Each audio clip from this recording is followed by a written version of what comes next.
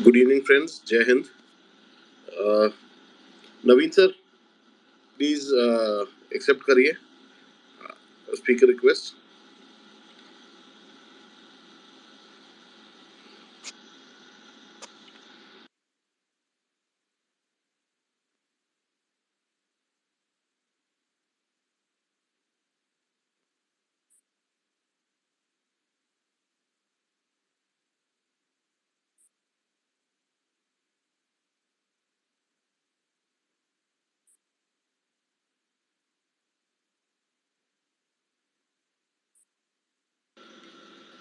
We'll start in 5 minutes. Max 5 minutes. We'll just start. Jai Hind.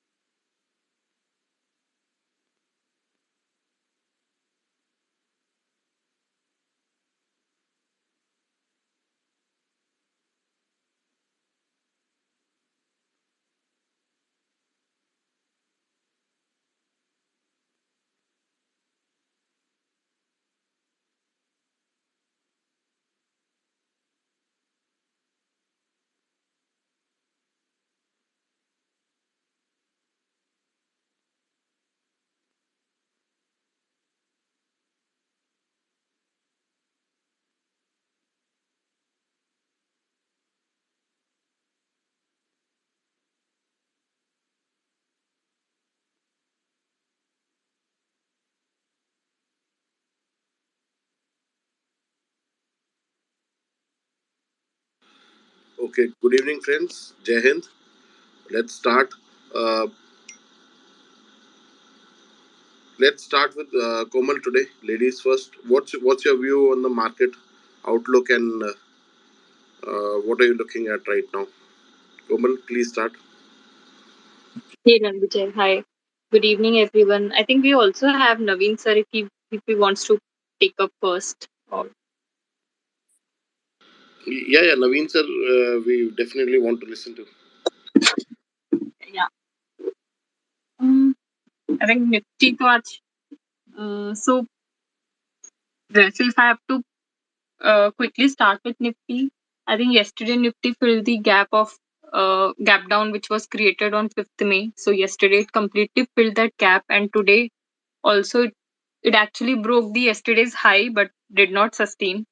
And we all know आज MSCI index rebalancing था तो उसमें काफी सारे स्टॉक्स ने लास्ट हाफ एन आवर में there was a lot of roller coaster in lot of stocks जिनको हम एक्सपेक्ट कर रहे थे बाइंग आएगा वहां पे शायद we saw the stocks closing in minus and जहां पे हम सेलिंग एक्सपेक्ट कर रहे थे दो stocks actually closed in green so yes, I think last half an hour, 1 hour was a roller coaster for the markets. Um, but I think Nifty might face resistance somewhere around 16,750, which is also coinciding as our 200 moving average. So I think अभी भी मेरा view इसी चीज पे intact है that leadership large cap से ही है specially auto as we discuss last time and a few large cap banks. In fact, PSU banks also very few. If I have to name Canara Bank, Bank of Baroda, um, and then IT stocks are also doing well. Like a few name which we mentioned last time, like in HCL Tech, Tech Mahindra. So I think अभी इस market में अगर I have to be in long I think सबसे पहला stock auto sector से ही आएगा like Tata Motors Maruti or M&M, which is trading at all-time high. So this index is clearly showing outperformance in relation to Nifty. And again, the large banks like HDFC, ICICI, Axis, they all look good. A few NBFCs also, which I'm tracking, which is like, for example, Bajaj Finance, Bajaj Finserv, they are doing good. I'm not tracking any other NBFC, but इसमें अगर leader के साथ जाना है तो I think I will still go with Bajaj Finance and Bajaj Finserv. So these are the stocks on radar. Clearly, leadership is going to continue with the large cap stocks, mid cap, small cap. Mein abhi I am not looking for any opportunity. And I think few cash stocks also I was tracking yesterday, day before yesterday. So this BSE and CDSL, they are doing well. Chart पे भी setup अच्छा था उसका, but I missed to actually enter into a trade. But they, I think they are still looking good. So PSC में भी I think couple of stocks which I am closely tracking is Coal India and BL. मुझे ऐसा लगता है कि in coming days they should again perform well. PSC index भी अच्छे से placed है और Coal India, BL, Power Grid ये सब stocks है जो मेरे radar पे है. This is I think this is it, Ranvijay, from my end. Thanks, Komal. Thank you. So kind of you. Naveen sir, आपका view. Then Vishal is also here, and Jagveer is here. Naveen sir, पहले आपका. 5 minute आता हूँ मैं. Vishal ji, anybody can take over. I'll just join in 5 ji minutes. Ji ji ji ji. Vishal sir, your view Yeah, on the hi market and Ranvijay. stocks. Hi Ranvijay. Hi Amit. Hi Komal. Hi sir. Hello. Hi. So for me, the view is, I mean, I'm sitting on the sidelines, to be honest. We are doing more of intraday trades rather than anything with regards to the trend. कुछ stocks अच्छे लग रहे हैं. JSW steel एक stock है, आज हमने उसके अंदर तेजी के सौदे बिठाए and we expect that some decent upside from these levels is expected. Larsen is one stock which is looking pretty good. हालांकि क्लोजिंग बेसिस पे एंड में उसके अंदर अच्छी खासी सेलिंग आ गई थी, बट आई स्टिल फील यहाँ से ठीक ठाक बाउंस आ जाना चाहिए. 5-7% का अप मूव आना चाहिए. On the week side, sadly, SBI is not been able to cross 484 levels. और जब तक वो 484-85 का लेवल क्रॉस नहीं करता है, उसमें ऊपर के लेवल पे सेलिंग प्रेशर ही आ रहा है.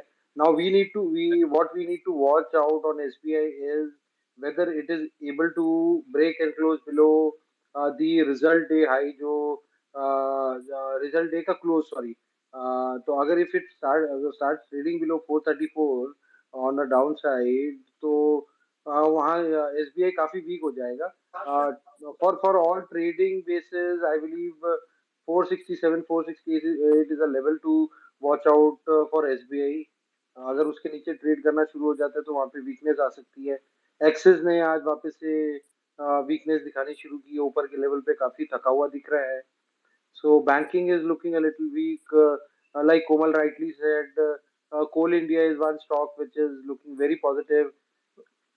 कल देखना पड़ेगा over next, in fact not even कल, for over next 2-3 sessions we need to watch out how it starts performing, क्योंकि what happens with Coal India is it starts to show tiredness around 200 odd levels, और वहां से बिकवाली का दबाव आ जाता है. तो we need to watch out on Coal India. if it manages to close above 202-203 levels, we can see a decent upside. ONGC is one stock which is looking pretty good. So PSU space में कुछ stocks हैं जो अच्छे लग रहे हैं. I mean, rather than playing the index, I would say there are strong stocks which we need to focus on, and there is a weakness also in few stocks. So we need to we need to have a hedge in a way कि जो week stocks है उनके अंदर मंदी करके बैठो, जो strong stocks है उनमें तेजी करके बैठो. आई don't C index going anywhere for next few sessions. ठीक है, 100-200 250-300 पॉइंट की ऊपर नीचे टेबल टेनिस चलता रहेगा, but I don't see it heading higher above the broader range for index would be 17,220, and 15,750 is a broader range which we are looking at. Any break on either side would see a massive short covering or a profit booking. So for us, we are definitely. Vishal sir थोड़ा जोर से अपने levels बोल दीजिए दोबारा से ना एक बार. Sir, 17 to 20 on the higher side, 60, 15, 750 on the lower side. This is the broader range for the Nifty. On a shorter range, if you're talking about on a shorter time frame, let me put it this way. The shorter time frame would be 16,300, 320 odd levels to 16,780 levels. That's it.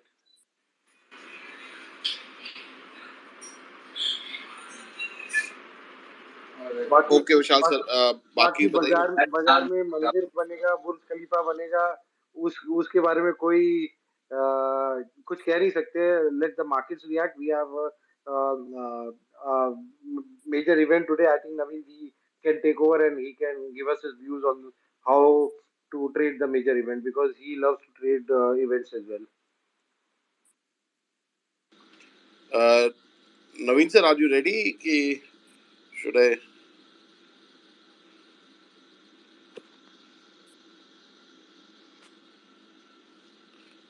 Naveen sir हाँ, hello. Are Hi you guys. Ready now. Hi guys. Good evening.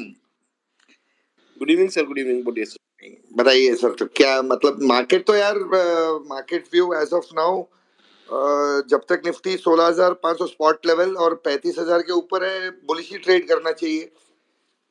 So market views ऐसे stock specific देखिए, every day you know there is good opportunity than trading baskets. Baskets का जो एक round तेजी का था, जो स्टार्ट हुआ था initial thrust, that's over, and now baskets are consolidating in a fairly tight range. So more than baskets, now we are trading in stocks, and stocks में बहुत बढ़िया अपॉर्चुनिटी है. जैसे विशाल भाई ने बताया सुबह, जेएसडब्ल्यू मेटल्स में अच्छी खासी शॉर्ट कवरिंग दिख रही है. सो जेएसडब्ल्यू स्टील भी बहुत बेहतरीन है. और एक स्टॉक जो हम कल परसों थोड़ा जो शॉर्ट कवरिंग दिख सकता है और ज्यादा आ सकता है, वो ओएनजीसी है. Crude prices are also stable, and windfall tax का भी व्यू था, वो जो management has clarified, and the government has also issued a statement, I believe. So there will be no windfall tax. So ONGC is looking ripe for short covering. और cash stocks में तो मैं हर रोज बता ही रहा था, Nykaa was a good opportunity. We went long yesterday around 1400, आज 1500 बिक गया. एम&एम था, टेक महिंद्रा था, टेक्नोलॉजी में और काफी शॉर्ट्स है. There will be lot of more opportunities in tech on short covering alone.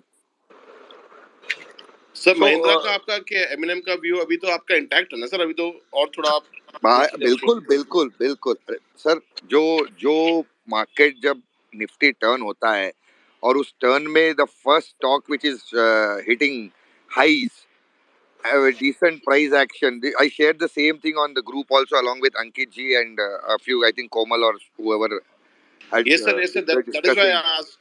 You So, have so, a very so good this is issue on. absolutely. So this is going to do very well. Business wise, chart wise, fundamental wise, business wise, flow wise, everything is set in Mahindra. Volatility रहेगी, but you have to catch a trend, so you have to have a bit deeper stop loss in such kind of trades now, since it's already moved from 900 to 1040 something today. तो the stop loss थोड़ा deep रखना चाहिए. जो अभी कल परसों कोई भी entry ले, तो they can wait for a dip also, but who are already there in the stock, they can definitely ride with a deeper stop loss, and so that volatility may not take them out. Position size थोड़ा कम कर लो और stop थोड़ा deep रखना चाहिए. ऐसे का this is Mahindra and Mahindra is that kind of setup. And macro Just a wise second sir. यार आज, Jayveer please mute पे रख लीजिए. Thank you. Yes sir. Naveen sir continue. या सो मैक्रो वाइज आज एक बहुत अहम मीटिंग है, तीन ठकुरालों की यूएस में. बिदन साहब मिल रहे हैं येलन और अपने जेरी पॉवेल के साथ, to discuss how to crush inflation. So hopefully they come up with some out of box solution or some good statements. let us watch out tonight. I think it should be around 12:30 or 2:30 some India time रहेगा रात को आज. So that's one thing which we need to look out for tomorrow morning's trade on baskets at least. So just to Naveen sum it ji, around it, sorry. yeah, please sum up, sum up. Then I have a request for you. नहीं बस यही है यार कि trend तो bullish ही intact है. We are not seeing any signs of deterioration और द ट्रेंड ट्रेंड टर्न होने का कुछ दिखाई तो नहीं दिया अभी तक. ये तो वोलेटिलिटी रहेगा, कल परसों एक्सपायरी भी रहेगा, तो मतलब that's the case. We have to just position sizing को थोड़ा कंट्रोल में रख के बुलिश साइड ही ट्रेड करना चाहिए. एंड स्टॉक स्पेसिफिक में they are much better options than baskets right now. अभी बास्केट्स में क्या होगा, कल परसों दो एक्सपायरी का मारा मारी चालू हो जाएंगे यार. वीकली एक्सपायरी वाले, ऑप्शन वाले, ये सब थोड़ा मचाएंगे शोर. So better to be light on baskets and trade more stock specific. That's about it, guys. Thank you. नहीं नवीन जी, Thank you, sir. I have a request for you. Sir वो आपके I believe वाले जो मैसेजेस हैं, if you are okay, why don't you also start tweeting those messages for the broader audience to have a review of that. नहीं नहीं यार, वो ठीक है. वो तो अपने दोस्तों के लिए. आई No, पब्लिक फोरम में नहीं कर सकते हैं it is विशाल भाई. very बाकी helpful. It is very helpful. नहीं नहीं Okay, ठीक है, understood. ठीक है. Better to follow protocols in all these things यार. आपको तो पता ही है ना ये सब कैसे होता है. So नहीं नहीं, this goes is without here saying. also. Let me have a disclaimer. I am not a SEBI registered advisor. So take everything. Please do your own due diligence and trade Sir, the well, trade disclaimer safe. for the market gupshup for that matter is that none of us are CB registered, and we or whatever stocks we discuss are only and purely for educational purposes. If someone is trading Exactly. on these And stocks this is based on also our more views, like, notes to ourselves. That what strategy we have formulated or whatever we are thinking. This is more than anything. It's note to ourselves. That would be appropriate. So I right, think this sir. goes without saying that this is a standard disclaimer across Market Gupshup episodes that there are no recommendations to buy or sell any share. It is just the personal view which we are all of us are sharing, and I think each and every listener here is free to come up and share their view. So I think Perfect. guys, Perfect. please send out request, and we are happy to have your views here. Yeah, Naveen sir, that meeting is probably starting at 12:30 India time. Uh, Yeah. Right. and Prashant sir, Dr. Prashant, please, आप भी request accept So, करिए speaker का. Ranvijay, on a lighter note, Komal has a dream of having more episodes run on Market Gupshup than the Jethalal wala series. So Komal has a dream of running more episodes of Market Gupshup over here. Why not sir? Market तो सालों साल चलते ही रहने वाला है, और फिर जब तक बाजार नहीं, वही तो कह रहा हूँ ना, बाजार रोज है इसके लिए.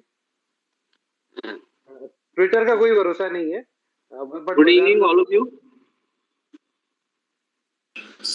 सर एक मिनट, आपको अनुश्री's father, Anushri Yes. B's father, just give a second. You have any question or thing? I have View. View. ठीक है सर, आप पहले दे दीजिए. चलिए.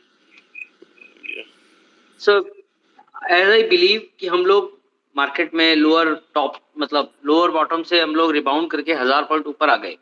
सो और इंटरनेशनल मार्केट में और सेंट्रल बैंक्स और सप्लाई चेन डिस्ट्रप्शन, ये सब डिस्काउंटेड चीजें हैं, क्योंकि ऐसा नहीं है कि गवर्नमेंट और सेंट्रल बैंक्स हर कंट्री का उनके एफर्ट्स बेकार जाएंगे, क्योंकि at last they will pay.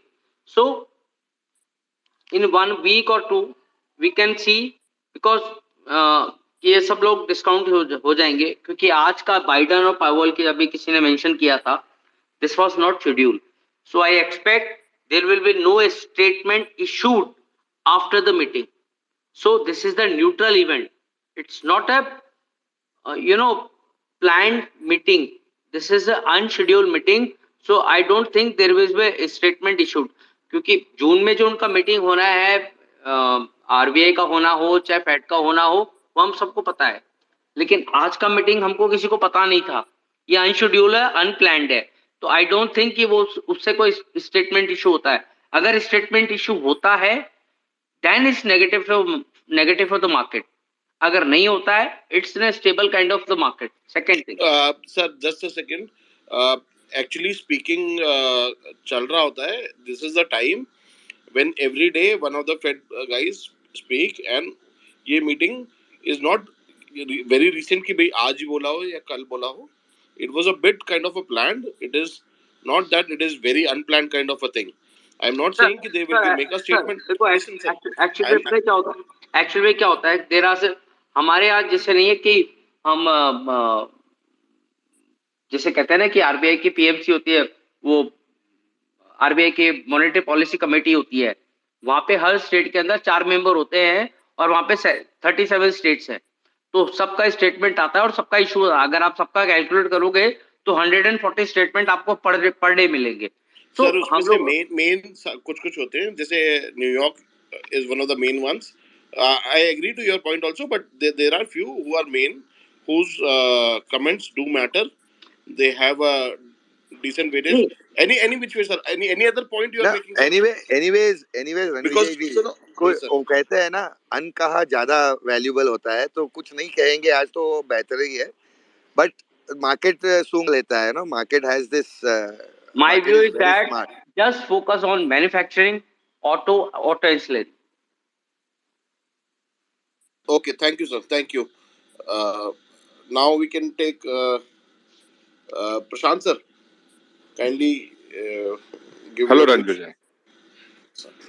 Ranvijay. Ranvijay, I typically don't have any views on the market direction because most of my trading is automated. तो discretionary में market views generally मैं लेता नहीं हूँ. So I don't have anything to say on the direction of the market where it's going. But what it appears is that the market is headed in the last few days towards being a lot more stable. और ये जो है option chain में भी दिख रहा है, options data में भी दिख रहा है कि the market is becoming a lot more stable. I am expecting कि market moves will be a little quieter this week, leading into the RBI event next week. So that's about it. I don't really have any views on where the market is going to go or how high or how low and so on. Dr. Sir, my first question of the day. Where you Yes, think Amit bhai. volatility is headed towards? Where is VIX headed towards? First and last question. VIX, so IVs are, let me put it this way, IVs are right around a long-term average of the Nifty's realized volatility. तो अगर आप देखेंगे कि India VIX आपको क्या दिखाता है, it gives you the options market expectation कि अगले 30 दिन में मार्केट का वॉलेटिलिटी क्या होने वाला है. That's what the India VIX number is giving you, and this is expectation is got from option pricing. Now, if you look at what the historical 30-day average number of how the market volatility is, that number is somewhere around 18.5. Okay, so if India VIX prints a number somewhere close between that 18, 19, I think that is a number which will reflect the market's volatility. जब market is functioning in without any big shocks or major events or major news or things like that. I think that would be a normal market. आपने भी देखा है और यहाँ पे काफी लोगों ने देखा होगा कि 2017 में 2019 में this number can go down to single digits, 8, 9, 10, 11. I think that is an anomaly. But India VIX number sitting around 17, 18, I think is the normal. That is where it should be pricing because market volatility should come down to that number.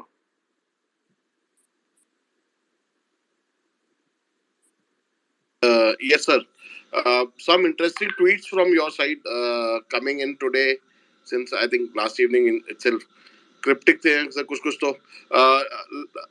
Love ji, you want to add after sir? Can we ask Prashant sir to finish first? Prashant sir.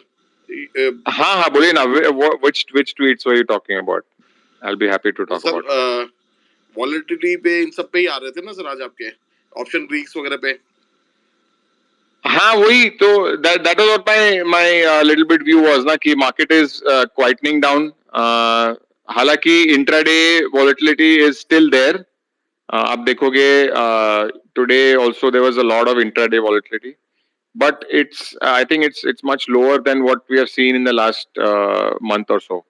So I think expectation is even moving forward is going to quieten down a little bit. So आपका volatility should come down. And sir basically तो volumes बहुत ज्यादा हुआ है. Doctor साहब 9 पे volatility कब आएगा ये बताओ मुझे. किसका क्या फिर से बोलिए. विक्स 8 या 9 पर कब आएगा ये बताओ. लाख टके की बात, लाख रुपए की बात बताओ मुझे तो. सर आप मुझे बताओ कि विक्स नेक्स्ट 40 कब आएगा, तब मैं बता दूंगा कि 8 कब आएगा. कोई नहीं बता पाएगा भाई सर. ये 8 और 9 is I think once in a blue moon, once in a decade kind of environment. वो नहीं आने वाला. आई थिंक जो लोग वॉलेटिलिटी बेच के 2017 में वहां तक ले आए थे वो सब निकल चुके हैं मार्केट से और वो बचे नहीं है उस वॉलेटिलिटी को बेचने के लिए. बिकॉज 2018 में क्या हुआ था हमको सबको पता है.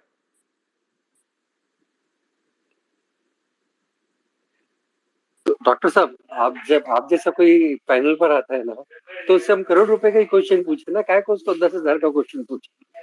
सही के गलत. नहीं 8 और मुझे तो नहीं लगता कि 8 और 9 का आएगा. बट दी पॉइंट इज कि कहीं भी जा सकता है. आज यूएसडी आईएनआर का आईवीज कहाँ है, 5-6 पर है. तो ये कोई नहीं कह सकता कि इक्विटीज का आईवी वहां पे नहीं जाएगा, right. But typically you don't see equities IV going that low. So 8-9 was a outlier event, I would say. Just like COVID, IV is going to 70-80 was outlier. But आप वही मैं बोल रहा हूँ ना कि आप अगर मार्केट का आप historical volatility निकालोगे over a 30-day period, over in the last 15 years, even including GFC 2008, including COVID, 30-day period का आपको HV आपको 18 साढ़े 18 के आसपास मिलेगा उसका long term average, long term base line. So that should be your, I think your expectation कि volatility will revert back to that kind of environment, that kind of level over the long term. But of course volatility is sticky on the downside. तो जब नीचे जाता है तो वो जाते रहता है. It is, it has shocks which if it starts picking up, it is persistent and it'll keep going. And of course it has a mean reverting behavior to it also. Any sectoral views sir? मेरा market का direction का कोई view नहीं है Ranvijay. I am terrible at that. Sector specific nothing. But not at all. But sectors. Okay, fine sir, fine. Yeah. Please stay here sir, so that some questions if come, your opinion might be required sir, please. Love sir, आप बिल्कुल start करो sir. Hi, right. Your opinion, Thank you so much, Ranvijay. I think Prashant sir has said a lot about the direction and everything. So I'm basically an index derivatives trader, and we trade Nifty and Bank Nifty. बहुत time के बाद market में ऐसा directional move आया है.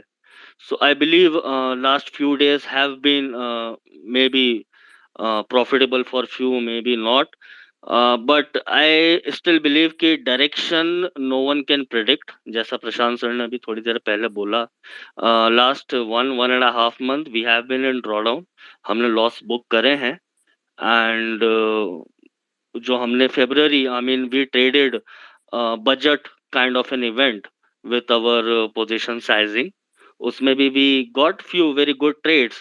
But last जो few month रहे, जैसे प्रशांत सर ने बोला अभी कि इंट्राडे वोलेटिलिटी, तो मैं ये बोलता हूँ intraday volatility and overnight volatility is few different things to for people to look out.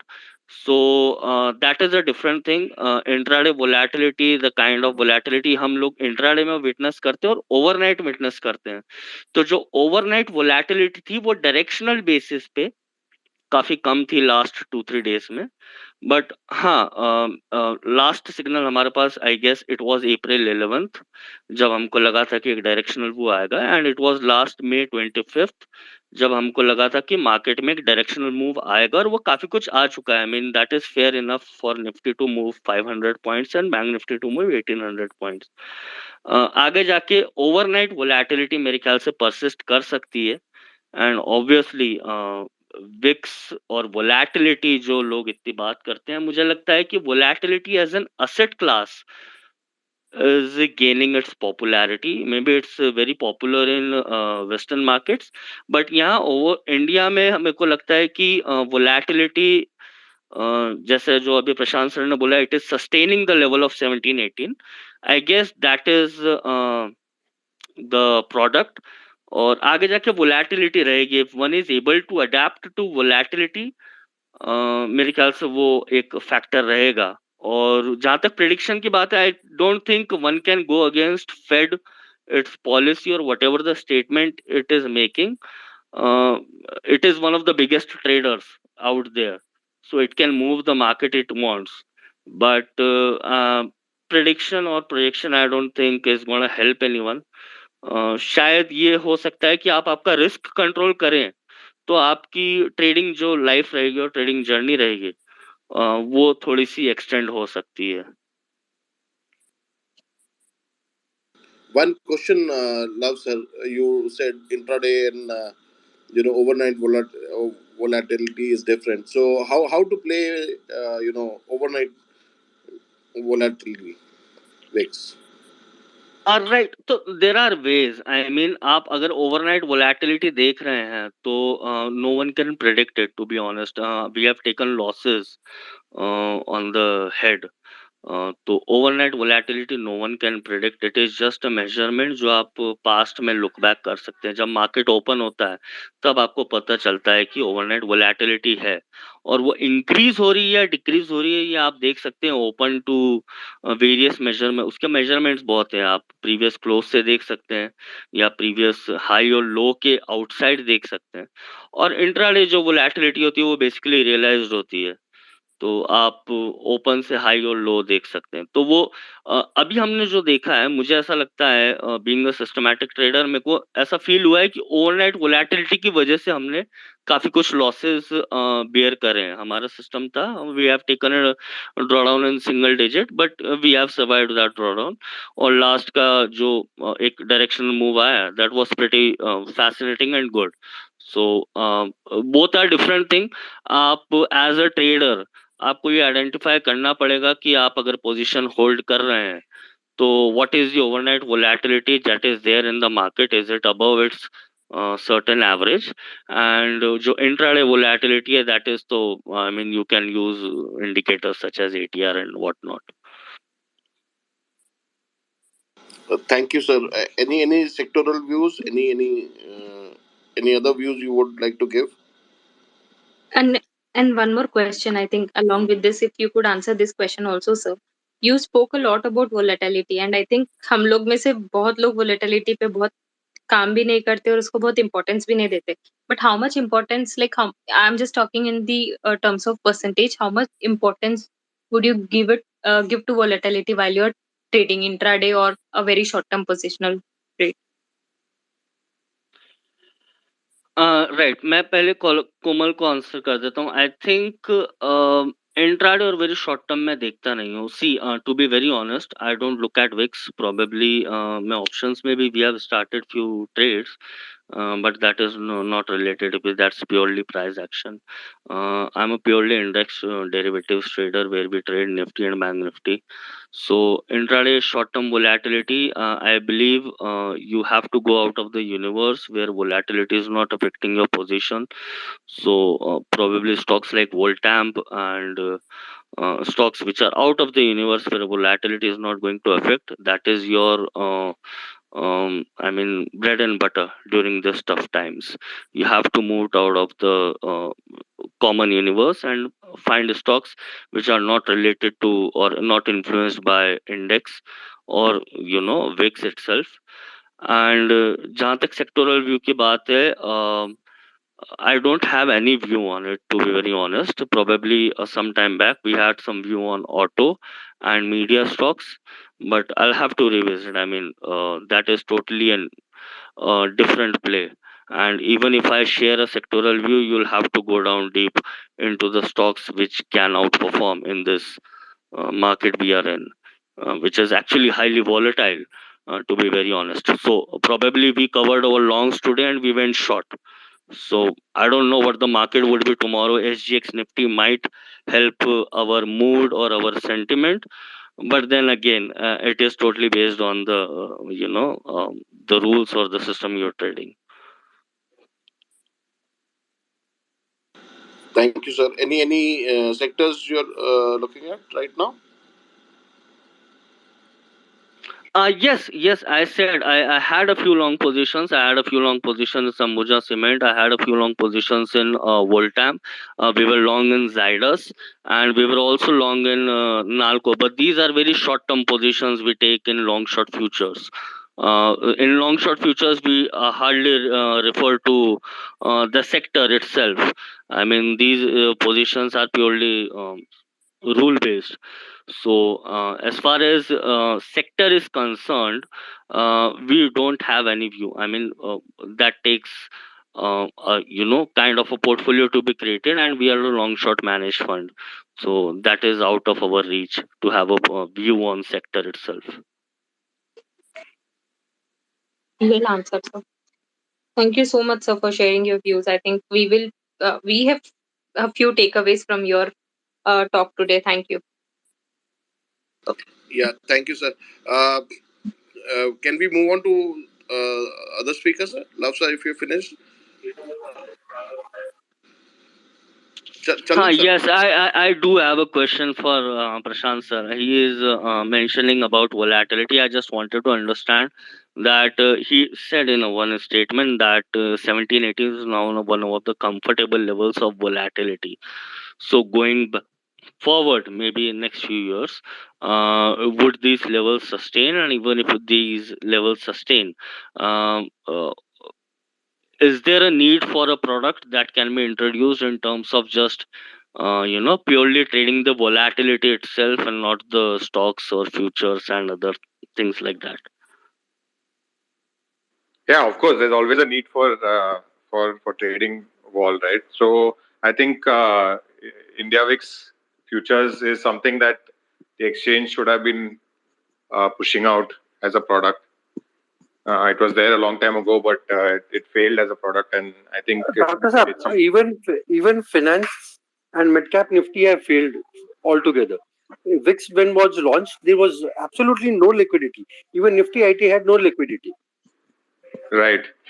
Fin Nifty में कुछ लिक्विडिटी आ रहा है सुना है मैंने, बट पैसा गवाने का ही मामला है उसमें और ज्यादा. Yes, sir. Highest liquidity today since it started.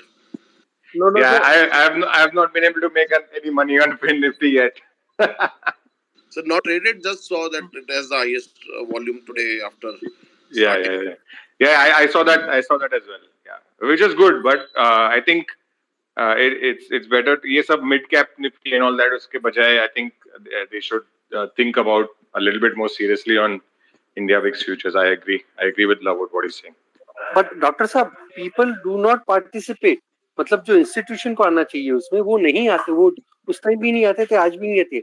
आज फिन निफ्टी हो गया, फिन निफ्टी में लोगों को लगा लोग आएंगे, और उसमें कोई लिक्विडिटी नहीं है. क्या एक लॉट भी मारने कहोगे ना, तो स्प्रेड इतना बड़ा है, तो निफ्टी और बैंक निफ्टी से ज्यादा लोग सोच ही भी नहीं रहे अभी कुछ.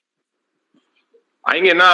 आप देखो ना, निफ्टी के position options positional trades is massive volume. आपको दुनिया भर का वॉल्यूम आपको चाहिए, निफ्टी में आपको मिल जाएगा.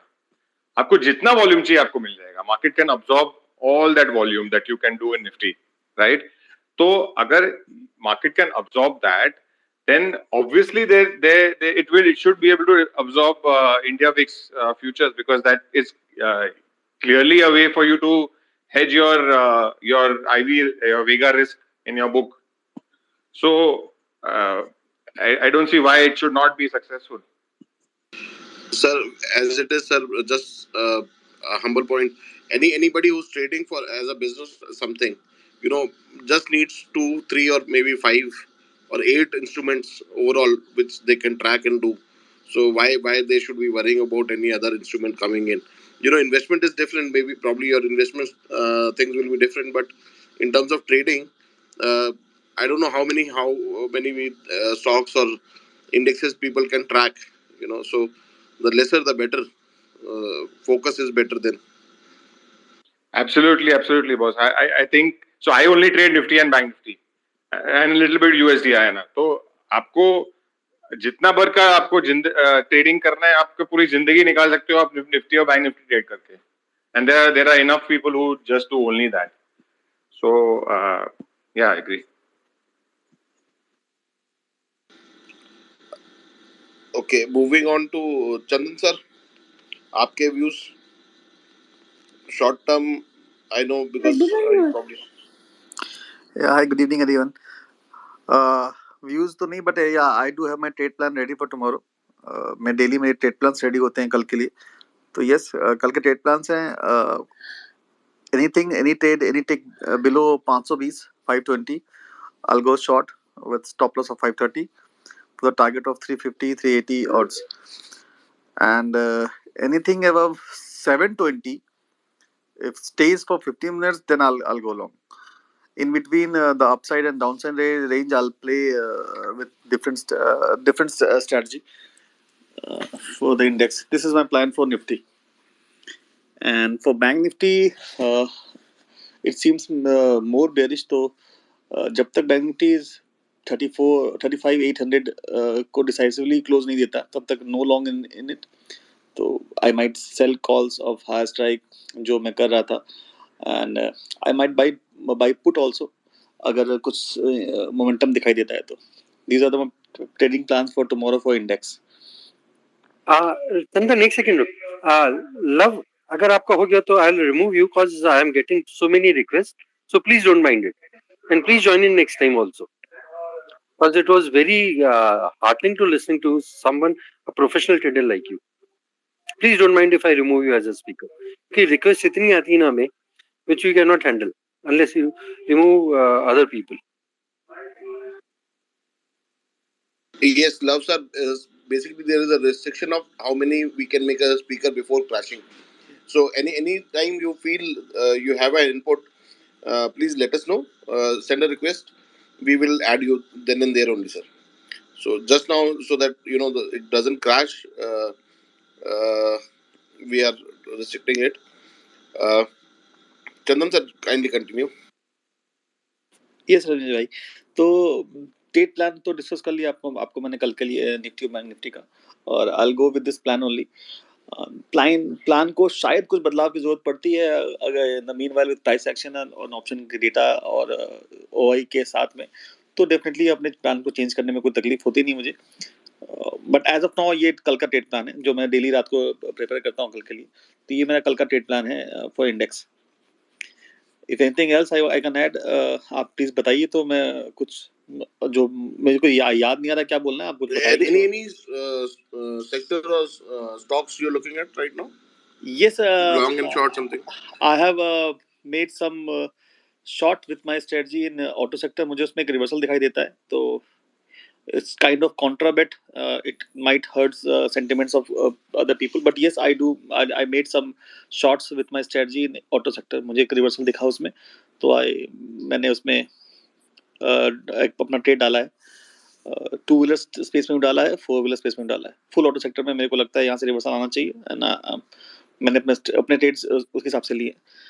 कल की ओपनिंग के बाद मैं अपने ट्रेड्स को एग्रेसिव बनाऊंगा या उसको एग्जिट करूंगा, दैट डिपेंड्स ऑन कल की ओपनिंग एंड पहले 15 मिनट का क्लोजिंग. Thank you. हैरिस भाई, यू आर लिसनिंग. आप स्पीकर पे भी आए थे. आई वुड बी ग्रेटफुल अगर आप एक बार रिक्वेस्ट भेजें, because I was sending you request to कम.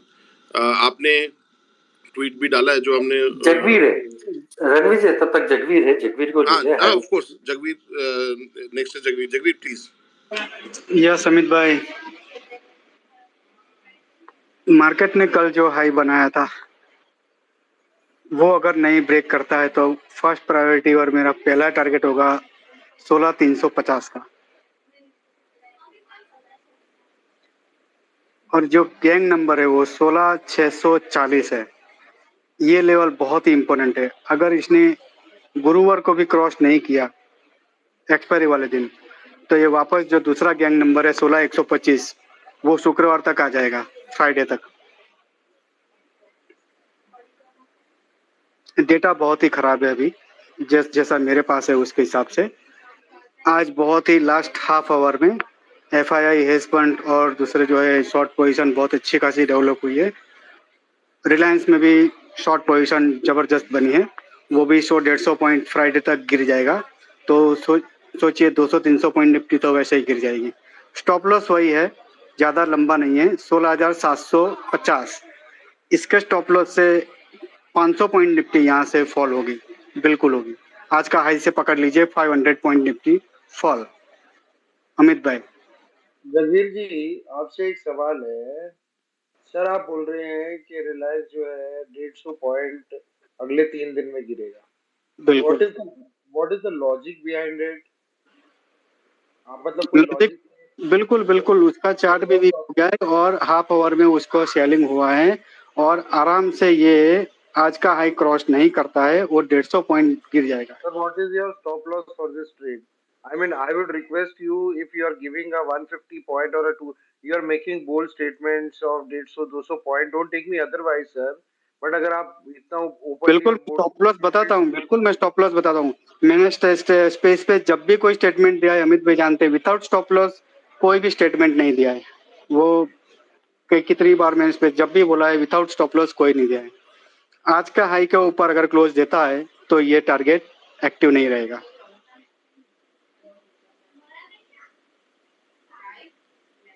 पिछले कई सारे देख लीजिए, एक्चुअली में मेरे ट्विटर पे चार्ट पे। जयवीर जी एक मिनट, बेसिकली आज MSCI रिबैलेंसिंग भी था, मंथ एंड था, सो रिबैलेंसिंग भी था, तो कुछ का वेटेज बढ़ा है, कुछ का कम बढ़ा है। लास्ट में अगर आप देखिए बिल्कुल वो एडजस्टमेंट के लिए ही 3 दिन से खींचा जा रहा था। वो सेटलमेंट था, इसीलिए 3 दिन से उसे खींचा जा रहा था। सो आप आज का जो सेलिंग, इनफैक्ट अपन अगर फाइनल फिगर देखें -1000 का ही चाहे अगर हो FIS का, बट जो वॉल्यूम था आज FIS का वाज वेरी वेरी हाई। बिल्कुल वॉल्यूम बहुत हाई था, इसीलिए वो जाएगा। एक्चुअली जो MSI का सेटलमेंट था, इसीलिए 3 दिन से उसे खींचकर इंडेक्स भी मैनेज किया जा रहा था और रिलायंस को भी खींचा जा रहा था, क्योंकि उसका वेटेज ज्यादा होता है, इसीलिए निफ्टी भी अच्छा खासा खींच लिया। और पिछला 11 सेशन से निफ्टी ने सिर्फ कंसोलिडेशन किया हुआ है, जो हाई से टूटा है और जो लो से बढ़ा है।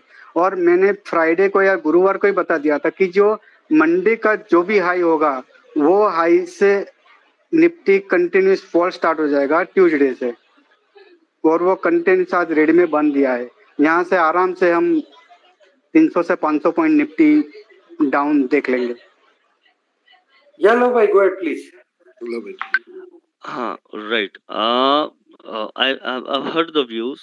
मुझे ऐसा लगता है कि हम जब भी वॉल्यूम की बात करते हैं तो हमें वॉल्यूम को सिंगुलैरिटी में नहीं देखना चाहिए कि एक दिन का वॉल्यूम क्या हुआ या एक आज की आज वॉल्यूम क्या हुआ। What I believe, volume is a function of a few days. तो अगर मैं वॉल्यूम की बात करूं तो मुझे ऐसा लगता है कि हमें कुछ दिन का देखना चाहिए। इवन FIIs हुआ, हेज फंड हुआ, इंस्टीट्यूशन हुआ, ABC कोई भी हो, मलेशिया का बेस्ड हो, दुबई का बेस्ड हो, सेशल्स का बेस्ड हो, मुझे ऐसा लगता है कि अगर हम वॉल्यूम को देख रहे हैं तो पिछले कुछ दिनों में देखना चाहिए, क्योंकि FIIs, इंस्टीट्यूशंस, हेज फंड एक दिन में पोजीशंस चेंज नहीं करते हैं। मुझे ऐसा लगता है कि अगर आप वॉल्यूम की बात करें तो अगर मैं आज का वॉल्यूम कंपेयर कर रहा हूँ तो कुछ प्रीवियस डेज को मुझे मेरे ख्याल से ज़्यादा सही रहेगा कि अगर हम देखें एक दिन के वॉल्यूम से मुझे ऐसा नहीं लगता कि कोई भी मार्केट को पलट सकता है, स्पेशली इंडिया मार्केट को, निफ्टी, बैंक निफ्टी को, which is a Pacific Ocean in itself. जिसमें scalability is not a problem. I mean Nifty bank Nifty में इवन FIIs और FPIs भी ऐसे प्लेयर्स हैं जिनको मुझे लगता है कि number of lots they can enter in single trade is a problem for them कि हम एक ट्रेड में कितना उतार सकते हैं। वो उनके लिए खुद में एक प्रॉब्लम है फ्यूचर्स में कि हम 1500 जो भी उतारना चाहते हैं। तो मेरे ख्याल से वॉल्यूम अगर हम और स्पेसिफिकली अगर इंडेक्स को पलटना है और रिलायंस जैसा एक हैवी वेट है तो एक दिन की वॉल्यूम नहीं देखना चाहिए। You need to have a volume data of comparatively few days and I think that should be approach when we are talking about volume.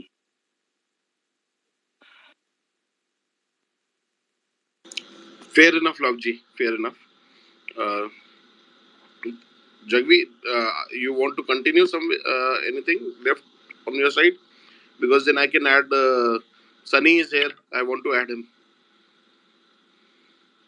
Jagveer, are you? आप मेरे को रिमूव कर दो, दूसरे को ऐड कर लो बस। मतलब किस? नहीं, मैं आपसे पूछ रहा हूँ, आपका व्यूज, आपका कुछ व्यूज वगैरह बचा है क्या? नहीं, मैंने व्यू दे दिया बस, बिल्कुल। और दूसरी बात, बैंक निफ्टी बहुत वीक हो गई आज, उसको भी जरा ध्यान रखेंगे लॉन्ग प्लेयर, ठीक है। और फ्राइडे मेरा व्यू अभी भी जस्ट मैं ये कहना चाहूंगा कि जिस दिन इसने 16,125 के नीचे क्लोज दे दिया तो बहुत ही एग्रेसिवली सेलिंग आएगा, बस ये सेकंड व्यू है मेरा। Thank you so much. Thank you Jagveer. Sunny भाई, floor is yours.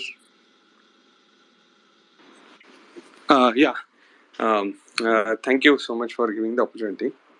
So basically just wanted to give a view. Amit ji to jante hi hai, I have a elite wave perspective. So first of all, point being at present bounce mode में है जो मुझे दिख रहा है, obviously very much evident, but there are people who are saying that bottom is done, which in my opinion bottom is not done, because normally जो previous लो है उसके नीचे एक बार ब्रेकडाउन होके कहीं अगर सेटल होता, से समझो 15,670 प्रीवियस लो था, उसके नीचे अगर कहीं जाके अपन सेटल होके फेयर बाउंस होते तो there was a chance of having a bottom in place. So that looks incomplete to me कि बॉटम कंप्लीट हो चुका है।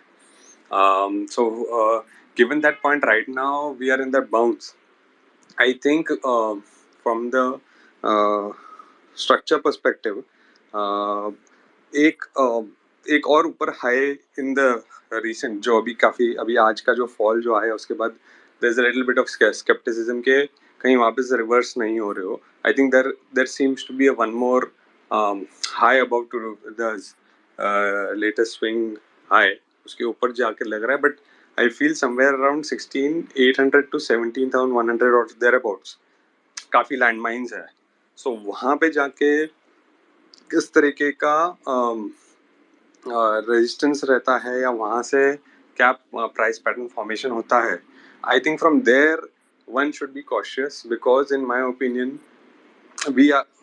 we could be headed back once again to these lows, not immediately but I mean going forward वो दिखता है looking at various not only just Nifty but all the other various mid cap index और small cap index या फिर specific stocks देखेंगे, sector wise देखेंगे। अभी I think चंदन जी ने बोला था regarding auto stocks.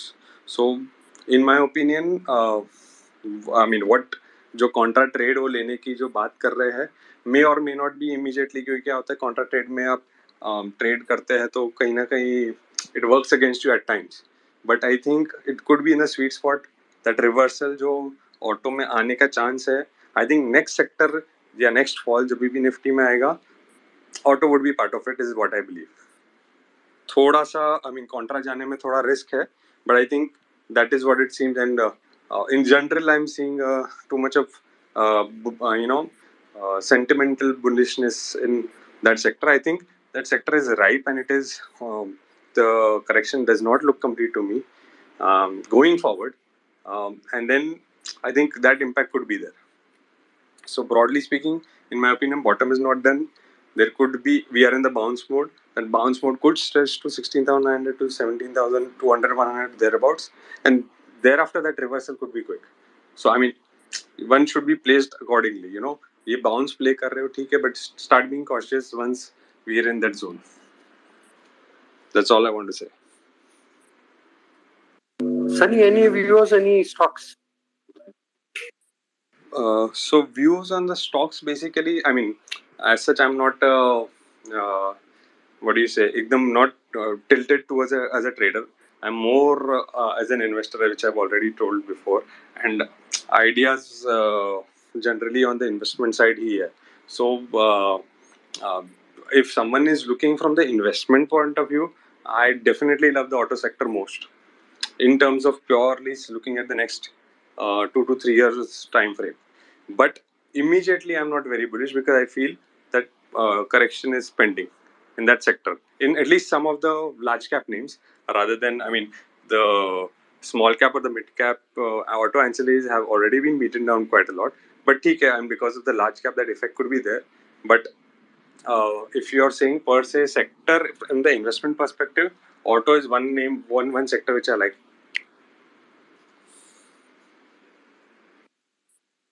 Sunny, small cap index is almost at 9200 levels. It was not still giving away today.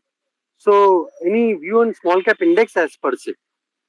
Yeah, so what I would like to say is small cap index per se, if you look at the structure, what I've seen purely from the retracement angle, जो basically जो उबाल आया था, or whatever you call the way it has blown up from the COVID lows, so वो effect आने ही वाला है कि because it has मतलब too much क्या बोलते हैं बॉयल हो गया है तो वो एक बार ठंडा तो होएगा ही. So given that perspective, but correction में कैसा है कि right now what it has done, correct होने के बाद एक बाउंस मोड में है जो मुझे दिख रहा है. Again it will slide down comparatively. If you also look at the small cap to nifty ratio, you can see the weakness is still there, but since it got compared to nifty एकदम immediate term में वो ज़्यादा पिट चुका है, so वो एक bounce mode में है. I think going forward वहाँ पे वापस फॉल शुरू होगा. And in fact, the whole perspective which I'm giving on Nifty is also not only based on, I mean, the elliott wave structure, but there is a very important fractal which I'm following of the past, which I don't want to quote, of the past history, where things are following quite a bit. So, I mean, I don't know whether if it happens, अगर वो उस तरीके से हुआ तो then after this bounce we could have a decent amount of correction. If that plays out, I don't know whether it will play out, but let's wait and watch. But from Sunny, from what level you will go absolute bullish on this market? Absolute bullish or absolute bearish? Two levels. So see, broad perspective for me, a long-term perspective is we are in how do I say it? We have just completed the first leg of the bull market, in my opinion. First leg. There are 3 legs of bull market. Elliott wave structure में भी जो आप 5 waves बोलते हैं, उसमें first wave, third wave और fifth wave are bullish waves. So in my opinion, we have just covered. If you look at the whole history of Sensex का आपको सबसे बड़ा history मिलेगा, because Nifty से भी पहले है. So if you look at that whole history or monthly charts, if you look at that, we have, in pure sense, we only have had 2 proper secular bull markets prior to 2020. सिर्फ 2 मिलेंगे आपको, बाकी सब it's not pure or secular. So if you see that, if you compare those Sunny, हाँ, which were those 2 bull markets as per your Elliott theory? So simple सा काम करना है. Elliott wave को तो मैं इस पर्सपेक्टिव में नहीं डालूंगा बिकॉज कंफ्यूज हो जाएंगे लोग. आप कुछ भी मत कीजिए, आपको नॉर्मल चार्ट ट्रेडिंग आता है. यू गो सेंसेक्स का चार्ट लीजिए जहाँ पे बहुत सारे एप्स है जहाँ पे आपको मैक्सिमम हिस्ट्री मिले. मंथली चार्ट्स लो, लॉग चार्ट्स करो and see it on log charts. Log charts, why, if someone asks why not linear, so because log charts, because I don't know whether people would be knowing linear में every 1000 points would be equal on the price charts. But log charts में क्या होता है कि पहला 1000 points would be much visibly ज़्यादा बड़ा दिखेगा, फिर नेक्स्ट 1000 और कम दिखेगा, फिर नेक्स्ट 1000 और कम दिखेगा. In that sense, now why that should be done is now coming back to आपका फंडास में आ जाते हैं. आपने बार बार ये सुना है कि कोई भी ग्रोथ, लॉन्ग टर्म ग्रोथ के हिसाब से we use a terminology CAGR, so compounded annual growth rate. वो अगर आपको देखना है चार्ट्स पे तो इट ऑलवेज बी उसको रिप्रेजेंटली ग्राफिकल रिप्रेजेंटेशन के लिए एक स्लोपिंग लाइन की तरह से आप समझिए. वो कब होएगा अगर आप नॉर्मल सेंस में अगर आप 8% कंपाउंडिंग FD रखेंगे तो वो 108 होगा, फिर 108 में 8% होगा, और and thereafter it's not 108 116. वो कंपाउंडेड इफेक्ट है. So that's why you should always look at log charts when you are looking at long term charts. तो आप लॉग चार्ट्स जब देखेंगे तो आपको वेरी क्लियरली दिख जाएगा. For me those two bull markets are one is 2003 to 2008 and the other is 88 to 92. These are pure secular bull markets. Rest all is not a bull market in my opinion, क्योंकि आपको वो compounding effect ही दिखेगा. You will see on log charts how they've extended and to what level. So अगर वो दो को आप देखोगे, compare करोगे, so ये अभी तक सिर्फ first portion है. So first portion के लिए बाद जो correction है उस correction में है अपन, और उसमें jerks आते हैं. So welcome it because the next rally is going to be really amazing. So उस perspective से आप देखेंगे, so you don't worry about कितना deep जा रहा है, क्या हो रहा है. Short term thinking मत रखिए. If you are an investor, आपको you will get some really beautiful opportunities here. जहाँ correction आ रहा है, welcome it because that will be giving you an entry point जो आपको basically जो आपने शायद miss कर लिया कोविड टाइम पे, because everywhere there was a total chaos. But अभी आपको अगर वो चांस मिलता है, so don't leave that. So अगर आप मेरे को बोलेंगे कि कहाँ तक ये जा सकता है, so प्योर रिट्रेसमेंट कर लीजिए. रिट्रेसमेंट्स में अगर इंडेक्स लेवल पे आपको 38% जैसा अगर मिल जाता है, लकी इनफ तो स्टॉक्स में तो आपको कहीं ज़्यादा मिलेगा. So keep searching for fundamentally good companies जो खाली bad phase of the market का शिकार है, but as such they are steadily good companies and growing companies और growing sectors. So from that perspective, dips are to be bought whenever there is panic. Try and put more money. Whenever there is less panic, do it in a systematic way so that you don't lose out of any of the opportunities.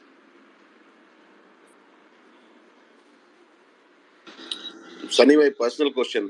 You may not answer it also. So in a bit of medium term, you're looking at say lower levels. How much cash are you sitting in right now, percentage wise? So I think I have a very good question because I had I think आज है नहीं, फेविलियो जी थे, उन्होंने एक session किया था. So उन्होंने भी ये सेम क्वेश्चन पूछा था मुझे. So at that time this was being discussed somewhere in February March. So at that time I was sitting at around 50% cash. Right now given the opportunities I have मतलब जो selected जहाँ पे मुझे opportunities मिली है, तो अब मैं cash में कम लेवल पे आ गया हूँ. So I would be somewhere around 30% cash right now. Fair enough, Sanjay ji. Yeah, I remember that. That's why I asked. It's so kind of you. It was a personal question. नहीं बिल्कुल. So kind of you. See, I mean you have to walk the talk. नहीं तो बातें और बातें करना तो बहुत easy है. But I mean, see, it is very difficult to apply things at times. So you get confused with your own theories. Sometimes you doubt yourself. But you have to follow a strategy. You have to follow the discipline. आप गलत भी होगे, लेकिन if you follow the discipline, कहीं ना कहीं वो आपको आगे पीछे benefit देगा ही. So I'm just waiting. Obviously, if I get more opportunities and if I see more panic, I'll be ready to deploy at once also. I'm ready for that also. But because I mean, if I get a panic, it is your best friend as an investor right now, given the setup of having a secular bull market in picture. अगर आपको कोई panic मिलता है तो इससे better कुछ नहीं.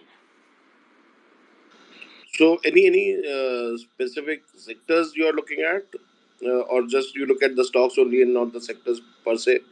So I'm looking at sectors. So I mean, let me give you a hint in other fashion, थोड़ा सा डिफरेंट वे में मैं आंसर करूंगा इसको, not by just giving the answers. Go and check out those bull markets के वहां पे क्या चला था. आपको बहुत सारे हिंट्स मिल जाएंगे इसमें. And plus in those markets you also had a जो हमेशा मैं बोलते रहता हूँ, मेरे को वापस कोई बोलेगा, राइजिंग इंटरेस्ट रेट भी था वहाँ पे सिनेरियो 2003-2008. सो देखो वो पूरे 5 साल में क्या हुआ, जाके आप खुद सेक्टर्स देख लो, स्टॉक्स देख लो, काफी हिंट्स मिल सकते हैं. I am following that as of now. And obviously my base case is following the setups based on Elliott waves, so obviously वो मैं in mind रखता ही हूँ, but this is something which is non-Elliott and you can just find on your own. See, I mean, थोड़ा history देखेंगे, घुसेंगे, interest रखेंगे, तो कहीं ना कहीं कुछ ना कुछ आंसर्स मिल जाते कभी कभी. बाकी तो I mean, you don't know, destiny is there, so that is a different story altogether. Fair enough, Sunny ji. Love ji, you wanted to ask any question to Sunny, I think. No. I don't have any question. I just wanted to add to his point. Sunny is an electrician, so the best forecast you can have in market is either the mean, जो market का average है, that can be the best forecast as in a statistician, or otherwise the best forecast is provided by someone who is an electrician. So I follow the work of people who do follow Elliott waves. So yes, as per his analysis, if he is providing certain targets and certain levels as per the Elliott waves, that is very fair. And apart from that, the best projection for any market you can give is the average, the mean itself.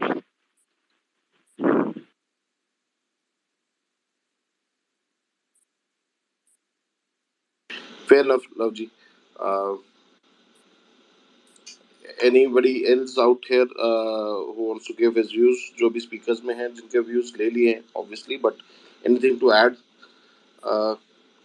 Personally, I am okay on a very short term for this, for say tomorrow or day after. I am just looking at a bit of sideways only, hopefully, uh, between 16,400 to 700.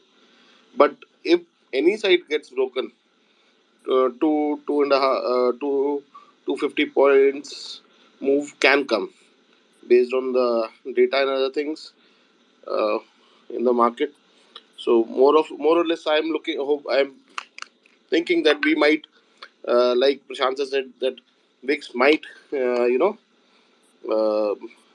cool down a bit more for the time being. I'm not saying for a long term. So that is the thing. Amit sir, your views.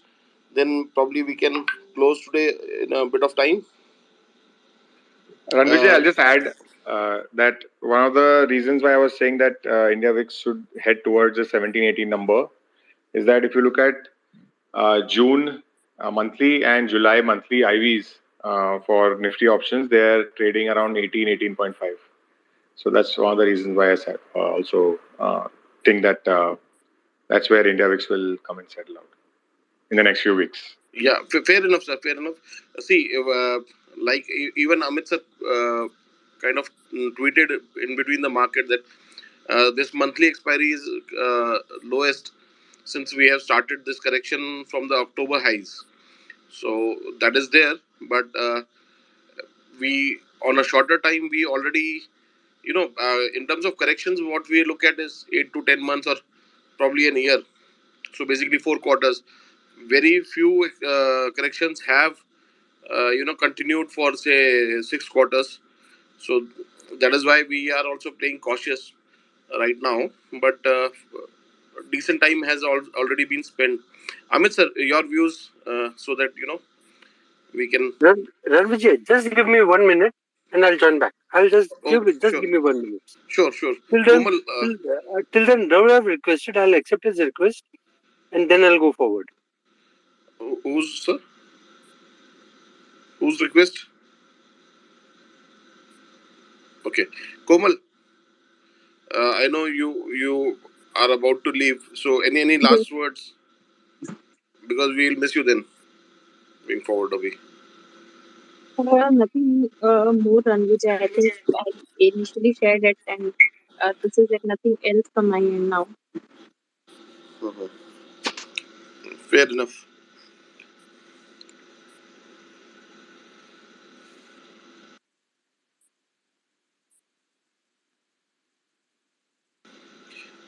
Nilesh ji, hello.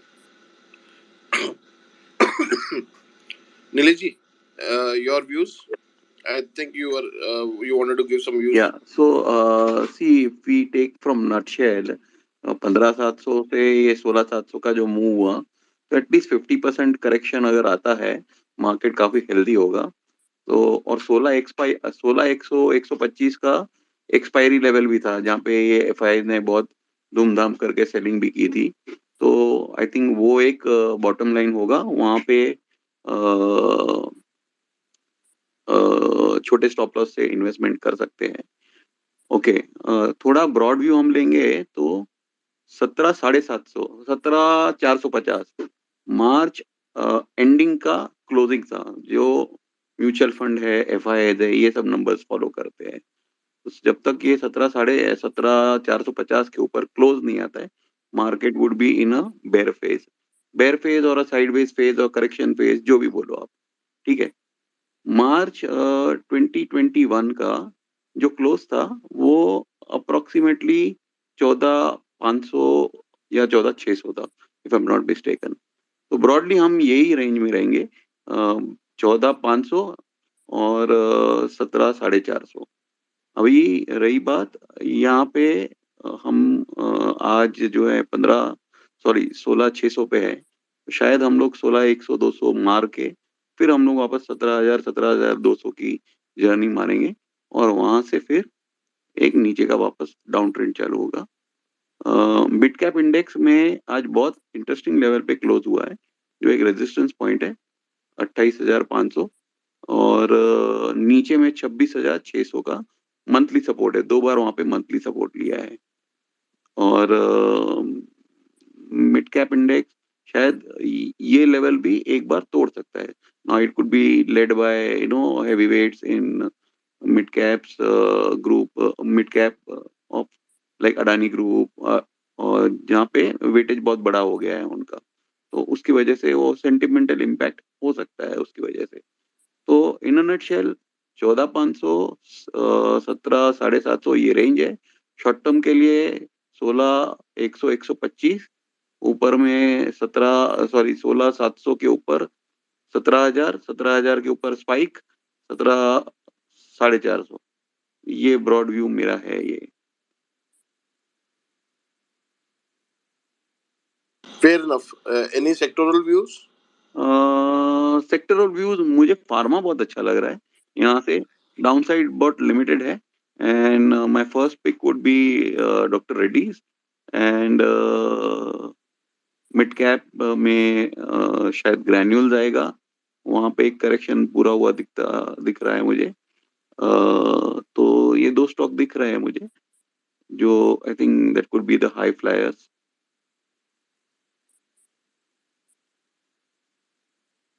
Fair enough. Bharat, I see you every time. कभी speaker भी बनो यार. I am sending you request kindly. I follow your views, very nice views. आप भी काफी active हैं, सो would be happy if you want to come and speak. Ranveer ji, doctor साहब को रिक्वेस्ट भेजा मैंने, अपने डॉक्टर रवि को. हाँ जी, हाँ जी. जैसे अपने डॉक्टर साहब, अपने इतने सारे डॉक्टर साहब हो गए ना, अभी किसको डॉक्टर साहब बोले. तो हमें बोलना पड़ता है. डॉक्टर प्रशांत को बोला, डॉक्टर रवि को बोला, डॉक्टर आशु को बोला, कि या तो अपन डॉक्टर बोलना बंद कर दे इनको. कोई पीएचडी करके आ गया तो डॉक्टर बन गया, कोई फार्मा में बन गया, कोई किसी में बन गया, सब डॉक्टर ही है. Sir, on a lighter note, हमारे इंजीनियरिंग में जब हमारा एक बैक लग जाता था साल का, तो 5 साल हो जाते थे. हम अपने आप को भी डॉक्टर ही बोलने लग जाते थे, क्योंकि 4 में इंजीनियरिंग होती है, 5 में एमबीबीएस होती है तो हम डॉक्टर बन जाते हैं अगर एक बैक भाई लग जाए तो। हमारे टाइम में ना सीए 6-6 साल में होती थी, तो हम क्या बोले? एमडी बोले खुद को। सीए 6-6 साल में होती है लोगों की, तो हम क्या बोले? एमडी बोले खुद को। डॉक्टर साहब प्लीज गो अहेड। जी सर। सर निफ्टी तो अभी भी मेरे हिसाब से तो ठीक लग रहा है, सच कोई खराब पैटर्न हुआ नहीं है अब तक। जब तक हम 16,400 के नीचे क्लोज नहीं देते तब तक ठीक है। एक गैप है, वो गैप फिल करेगा, बाकी नीचे तो पता नहीं। But I am still long in indices. Reliance भी ठीक ही है अभी तक, थोड़ा प्रॉफिट बुकिंग आया, 100 रुपए की चाल के बाद 40 रुपए टूटा है, but okay fine. Bank Nifty थोड़ा सा कंपेरेटिवली वीक लग रहा है।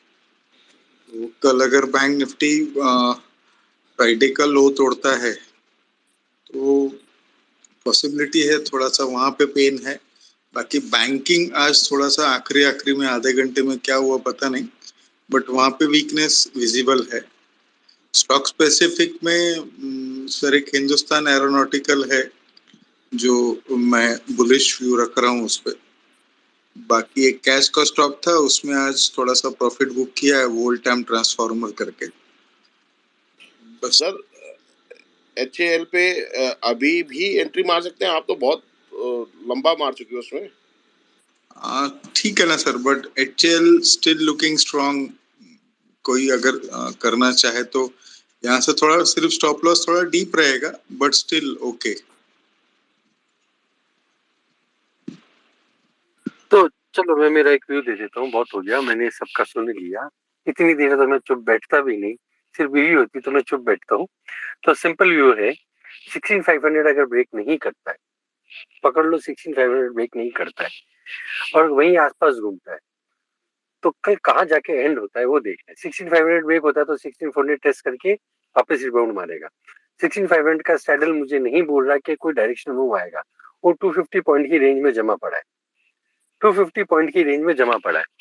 तो नीचे 16,250 दिखता है, अगर वो रेंज तोड़ा तो कल 36,000 का जो सैडल था वो 700 के नीचे ट्रेड कर रहा था, 7 exactly I don't remember the level, 720 730 के नीचे कर रहा था। आज उसने ब्रेकआउट दिया तो उसके हिसाब से एक डायरेक्शनल मूव आ गया। अब हम जब डायरेक्शनल की मूव बात कर रहे हैं आज, तो आज था एमएससीआई का बहुत बड़ा रीबैलेंसिंग। जो लव भाई बोल के गए ना अभी कि हमें वॉल्यूम एक दिन का नहीं देखना चाहिए, ये जो रीबैलेंसिंग का वॉल्यूम आया ना, अगर आप देखोगे ना 40,000 करोड़ प्लस माइनस का सेल फिगर आया है, तो रीबैलेंसिंग के कारण आया है। जो लास्ट में नी जर्क रिएक्शन भी आया ना, कुछ ना कुछ भाव लगे।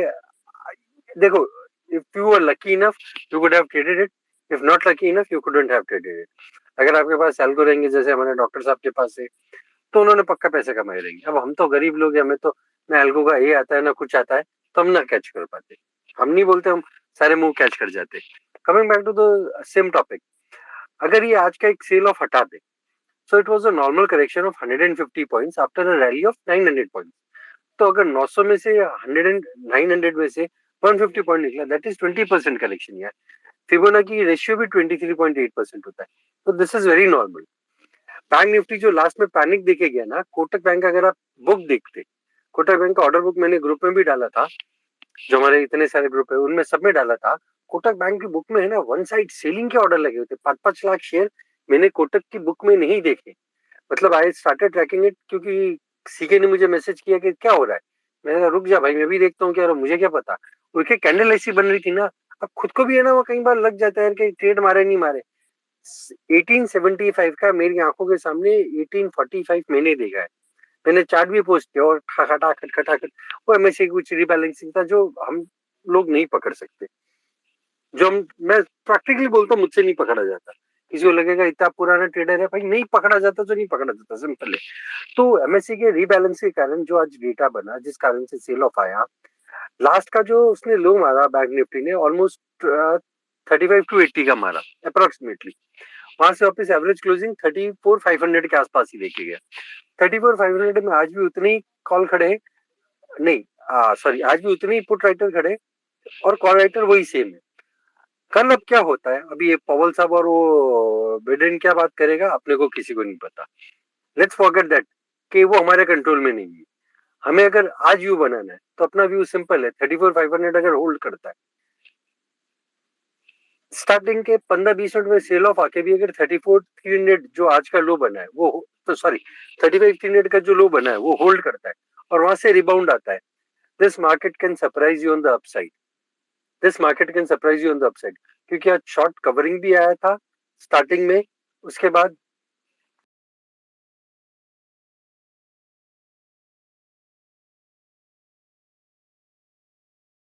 कंफर्टेबल लेवल पे नहीं है। बैंक निफ्टी का जो वीकली की मैं बात कर रहा हूँ, मैं मंथली की बात भी नहीं कर रहा, तो पीसीआर जो है 0.7 पर आ गया। वन साइड है ना, पुट कटे हैं आज, वन साइड कॉल एडिशन हुआ है, तो ये कहीं दिखा रहा है कि शायद कल कुछ नया गेम होगा, कल या परसों कुछ ना कुछ तो गेम होगा, कोई साइड में होगा वो नहीं पता।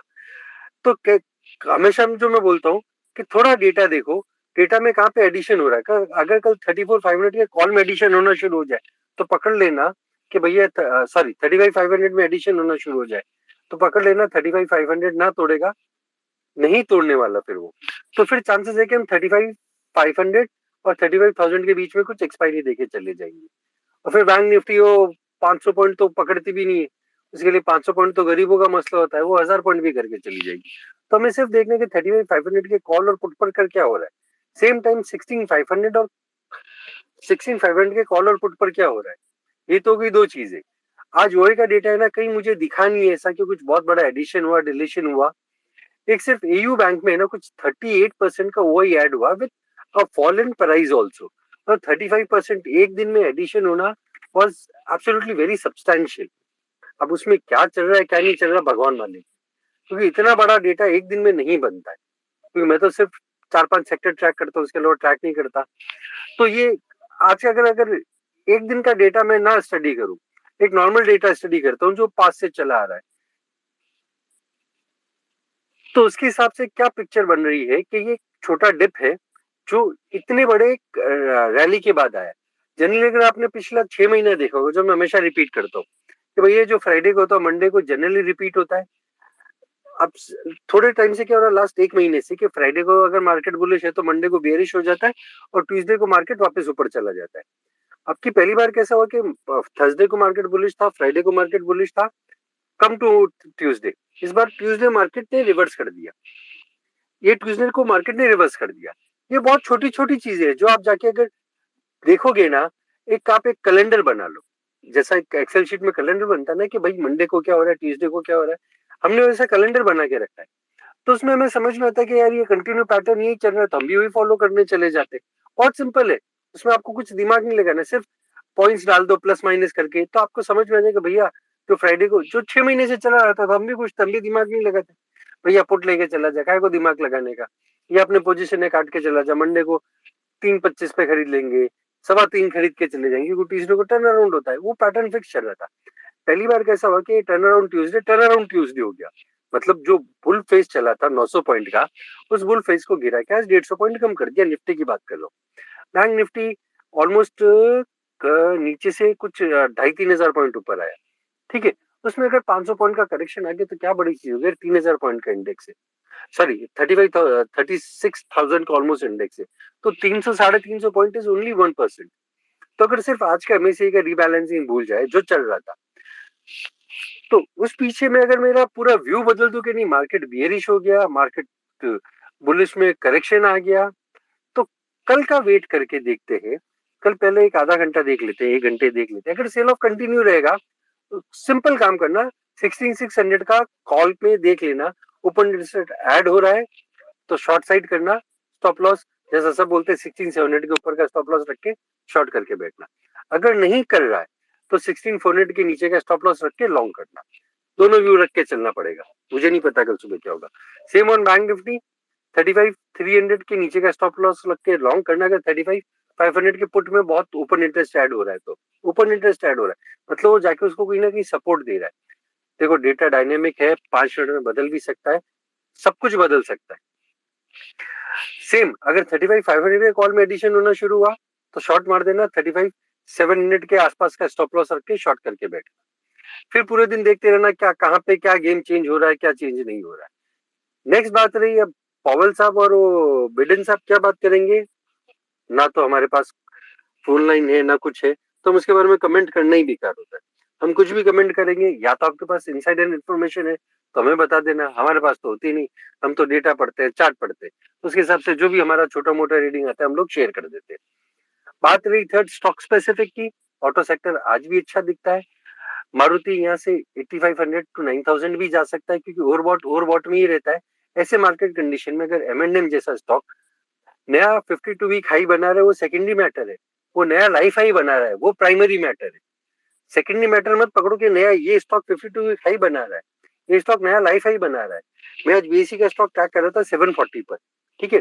मुझे लगा एक बार रिकमेंडेशन दूं कि भाई 740 पे खरीद ले। मैंने कहा छोड़ना यार, मार्केट गिर रहा है, क्या को रिकमेंड देने का।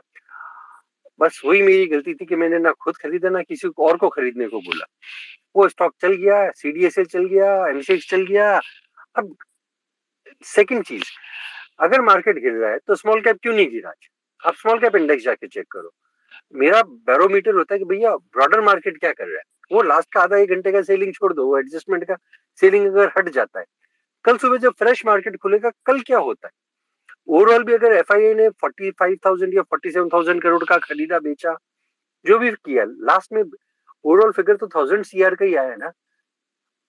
ओवरऑल फिगर क्या आया, ओवरऑल नेट फिगर क्या आया, वो कंपेयर करोगे तो पता पड़ता है ना कि भैया 500,000 करोड़ में इतना बड़ा सेल ऑफ आधे घंटे में। अगर सेल ऑफ ही होता तो सुबह से चालू हो जाता, वो भी 3 बजे बाद आया। तो ये एडजस्टमेंट के लिए, और ये एडजस्टमेंट का आप मतलब समझोगे ना, पहले आपको ये समझना पड़ेगा कि एडजस्टमेंट का मतलब क्या होता है। फॉर एग्जाम्पल, आप हो, आपकी वाइफ है, आपके बच्चे, आपको कुछ टैक्स एडजस्टमेंट करना रहेगा, कुछ भी करना पड़ेगा, तो आपने अपने अकाउंट से निकाल के अपनी वाइफ के अकाउंट में ट्रांसफर कर दिए, वाइफ के अकाउंट से निकाल के बच्चों के अकाउंट में ट्रांसफर कर दिए, या वाइफ के पास पड़े थे तो अपने अकाउंट में ट्रांसफर कर लिए। वो टैक्स एडजस्टमेंट कर दिया उन्होंने, जो भी करना था उनको। मंथ एंड होता है उनका, कुछ ना कुछ चलते रहेंगे कि भाई एडवांस टैक्स देना है, नहीं देना है, तो एडजस्टमेंट था। भाई अगर उसको सेल ही करना था तो क्यों वापिस खरीद के गया? तो किसी ने तो खरीदा, किसी ने किया, मतलब सिर्फ एक पॉकेट से दूसरी पॉकेट में गया है, और इससे ज्यादा कुछ भी उस डेटा को नहीं पकड़ना है। इस डेटा को बहुत ज्यादा पकड़ के आओगे ना, अपनी गलत फहमी होती है। किसी स्टॉक में आ गया, किसी स्टॉक में, क्योंकि रिलायंस में आज इन्फ्यूजन होना था पैसा, ठीक है, तो अपने को लगा भाई रिलायंस, मैंने ट्वीट भी किया था कि अगर मार्केट को चलना रिलायंस चलाएगा, और रिलायंस ने चलाया पर उल्टे साइड में चलाया। अब इतना अगर हमें भी नॉलेज होता कि भैया ये उल्टा साइड चलेगा, हम भी पोजीशन ले लेते। इसके लिए हमेशा स्टॉप लॉस डिफाइन करके चलो। हम ये बोलते ना कि हम भी डेटा जो आपके सामने, हम भी वही पढ़ रहे हैं, हमारे पास कुछ नया डेटा नहीं है। हम तो सिर्फ एक्सपीरियंस के साथ उसको जोड़ने की कोशिश करते हैं कि अगर ये टूटा, क्योंकि मार्केट उस टाइम पर भी है ना नया हाई बना रहा था। 2 बजे आप देखोगे ना, निफ्टी नया हाई बना के आया था, तो लग रहा था कि निफ्टी नया हाई बना देगा। बैंक निफ्टी भी ऑलमोस्ट 35,900 के आजू बाजू आ चुका था। निफ्टी अपना ऑलमोस्ट 690 के आजू बाजू आ चुका, तो लगा भाई ये तोड़ के चला जाएगा। सेलर आया नहीं, 245 तक कोई सेलिंग नहीं था। सेलिंग तो आया 3 बजे बाद, और उस 3 बजे की सेलिंग ने सबका कबाड़ा कर दिया। सबके स्टॉप लॉस उड़े रहेंगे, मेरे भी उड़े, तो उसमें कोई नई चीज नहीं है। तो सिर्फ आज का डेटा छोड़ दो, जो एबनॉर्मल डेटा था, रीबैलेंसिंग के जिस दिन होगा, कौन क्या करेगा क्या नहीं करेगा, किसको क्या एडजस्टमेंट करना है क्या नहीं करना, उसने बोला भैया मैं इतने में एडजस्ट कर दूंगा, ये कर दे तू। अब ये सारी कॉन्स्पिरेसी थ्योरी पकड़ लो, तो ये चीजें ना पकड़ के जाए तो बेटर होता है। तो आज का डेटा छोड़ दो एक दिन के लिए, जो बना है, कल जो फ्रेश डेटा बनेगा उससे काम करो, आज का डेटा मत पकड़ना। सर स्मॉल कैप इंडेक्स है ना, मिडल बॉलिंजर बैंड मंथली के नीचे क्लोज हुआ है, पर डॉक्टर साहब 20 डेज का मूविंग एवरेज तो क्रॉस कर लिया है ना ऑलमोस्ट, उसने वहीं पर है आजू बाजू में। सर उसके नीचे क्लोज दिया आज उसने। हाँ ठीक है, क्लोज ही दिया है ना, अभी तो पूरा वापस अगला महीना भी है, उसके बाद भी महीने है ना। आज आप अगर 2 चीज देखोगे ना, निफ्टी और बैंक निफ्टी ने ना, दोनों ने हैमर बनाया है मंथली पर, दोनों ने मंथली पर हैमर बनाया है। और 20 डेज मूविंग एवरेज सपोर्ट लिया है, मंथली की बात कर रहा हूं मैं। अगर किसी का लॉन्ग टर्म व्यू है ना, जब तक वो 20 डेज का मूविंग एवरेज नहीं तोड़ता है, तो अगर आप बुलिश हो, मैं एक दिन की बात नहीं कर रहा, एक महीने की बात नहीं कर रहा, मैं मंथली चार्ट की बात कर रहा हूँ जहाँ पर, तो वहां पर आपको है ना लॉन्ग खड़ा रहना पड़ेगा। वहां पे SIP पीस करते रहो, जिस दिन वो चला जाएगा ना, उस दिन वो SIP मेरे नाम की मुझे गाली दे देना, एग्जिट कर जाना, और पैसा बन जाए तो मुझे मत देना, कहीं जाके किसी बच्चे को भूखे को खाना खिला देना, वो मेरी फीस हो जाएगी। और सर वहीं पे है ना, जो मिड कैप इंडेक्स है ना, उसने 20 डे अपना मिडल बॉलिंजर बैंड को सिर्फ टच करके वो ऊपर गया है, तो वीकनेस जो है ना वो स्मॉल कैप में ज्यादा दिख रही है। तो अगर किसी के पास स्मॉल कैप स्टॉक्स हैं तो एक बार अगर कहीं मौका मिलता है तो निकल लेवे तो अच्छा ही है। ओके। डॉक्टर साहब उसमें एक और चीज है, अगर 9300 के ऊपर क्लोज देता है ना, 9300 डेली बेसिस की बात कर रहा हूँ अभी, हाँ तो वहां से एक मूव आ सकता है अच्छा खासा। तो देखो मंथली को बनने में 30 दिन लगेगा, और ये मंथ बहुत बड़ा है। एक चीज पकड़ना, जब मंथ बहुत बड़ा होता है ना, जहाँ 5 वीकली एक्सपायरी आ जाएगी, तो उस मंथ में ना बहुत सारी चीजें हो जाती है। बड़ी एक्सपायरी है ना बहुत खतरनाक होती है, छोटी एक्सपायरी ना कम खतरनाक होती है। बड़ी एक्सपायरी में ना आप मंथली लेके बैठ जाओगे, कुछ भी कर लोगे, एडजस्टमेंट करने का आपको मौका मिल जाएगा। छोटी एक्सपायरी होती है ना, उसमें एडजस्टमेंट करने का मौका नहीं मिलेगा आपको, क्योंकि मार्केट 5-5 दिन तो चलता है। मार्केट कौन सा 25 दिन चल रहा है? तो इस टाइम आपको मौका मिल जाएगा एडजस्टमेंट करने के लिए खुद की कोई भी अगर आप ऑप्शंस कर रहे हो, इसके लिए मैं बात कर रहा हूँ तो। वरना आप कैश मार्केट में कर रहे हो तो कोई इशू नहीं है, क्योंकि कैश मार्केट में आज भी है ना, ओवरऑल अगर मार्केट खराब ही होता तो ब्रेड इतनी अच्छी नहीं होती। ब्रेड तो आज भी अच्छी थी, वो तो लास्ट में गिरा, इसके लिए सबने बटन दबा दिया। क्या डॉक्टर साहब कैरी ऑन? वो आखिरी का जो बटन दबा है ना सर, वो सबके ही कटे हैं। क्या हुआ पता नहीं सर। 3 बजे चला गया घर पे, मैं बोला हो गया आज का बाजार। घर पे आके देखा तो अरे ये तो पूरे लाली हो गई इधर। समझ के बाहर था आखिरी का आधा घंटा तो सर। डॉक्टर साहब हर महीने की कहानी है और क्वार्टर की तो और बुरी। ये एक्चुअली लास्ट डे यूजली मैं जल्दी बंद करके अगर कुछ भी है तो छोड़ देता हूँ उसको। अमित सर, ये भरत जी भी आए हैं। हाँ भरत बोलो ना भाई। Yeah, thanks Ranvijay भाई for inviting me and thanks Amit भाई।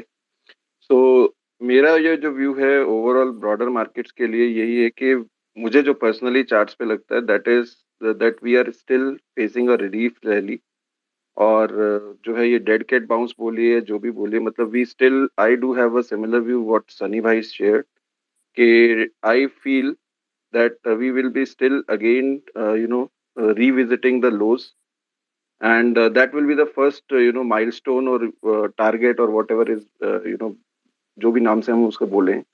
सो अगेन अगर जैसे अमित भाई ने बोला that is what why starting point would have been कि लॉजिक क्या है मेरा इस चीज को बैकअप करने के लिए कि मंथली पे अगर हम लोग देखते हैं तो आज एग्जैक्टली सेकेंड टाइम, फर्स्ट हमने मार्च में वहीं से सपोर्ट लिया था और अभी जो है हमने मई में फिर से वहीं पे मंथली क्लोज में 20 पीरियड मूविंग एवरेज और ना मंथली चार्ट वहां से हमने बाउंस लिया और हैमर बना दोनों बारी।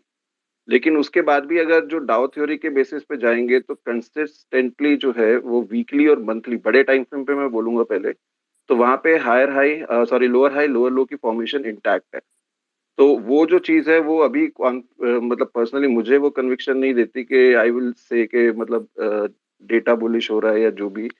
तो पर्सनली मेरा व्यू यही है कि हम लोग एक बार ही वो रिविजिट करेंगे on a broader time frame. अगर आते हैं आप स्मॉल टाइम फ्रेम के ऊपर तो डेली के ऊपर हमने डेफिनेटली बैंक निफ्टी ने पहले वो गैप को ब्रिज किया है 34,800 वाला which is known to everybody, so no repetition there.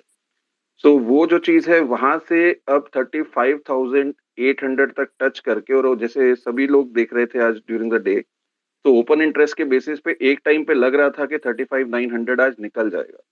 But अगर हम लोग बात करेंगे एमएससीआई रीबैलेंसिंग की तो there is a known fact कि this is happening for continuously 5 months now. So अगर हम इस डेटा को आज निकाल भी दें जो कि एक मतलब हर बारी हो रहा है 31st को लास्ट के आधे घंटे में, तो even then only on a monthly basis we are still not able to make any और ऑन अ वीकली बेसिस अगर छोटे टाइम फ्रेम पे भी बात करेंगे एक लोअर हाई से हम एक हायर हाई या एक हायर लो बनाए।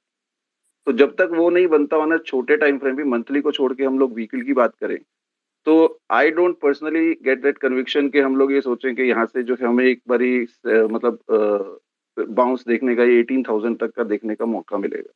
रही बात छोटे टाइम फ्रेम पे टारगेट की या जो भी हम माइलस्टोन बोले उसे, तो वो 16,800 तक जाएगा या 17,200 तक जाएगा, that even I am not sure at this particular time. So but एक बार जरूर है कि जब मार्केट ने सबको लॉन्ग से शॉर्ट कराया तभी मार्केट ने मतलब एक डायरेक्शन चेंज हुआ साइकोलॉजिकली, और अभी सब लोग धीरे धीरे करके लॉन्ग होंगे फाइनली और मार्केट वहीं से रिवर्स मारेगा, ऐसा ये मेरा मानना है।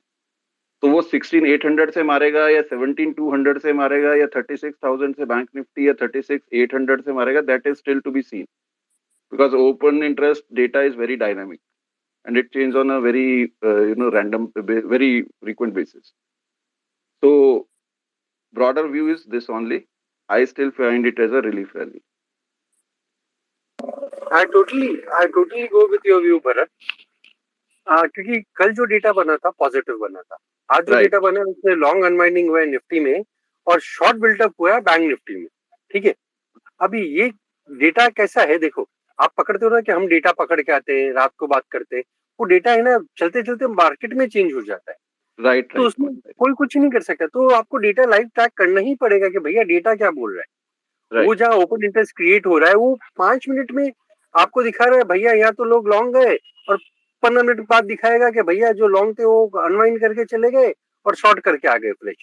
तो डेटा को आपको कॉन्स्टेंटली वॉच करना पड़ेगा.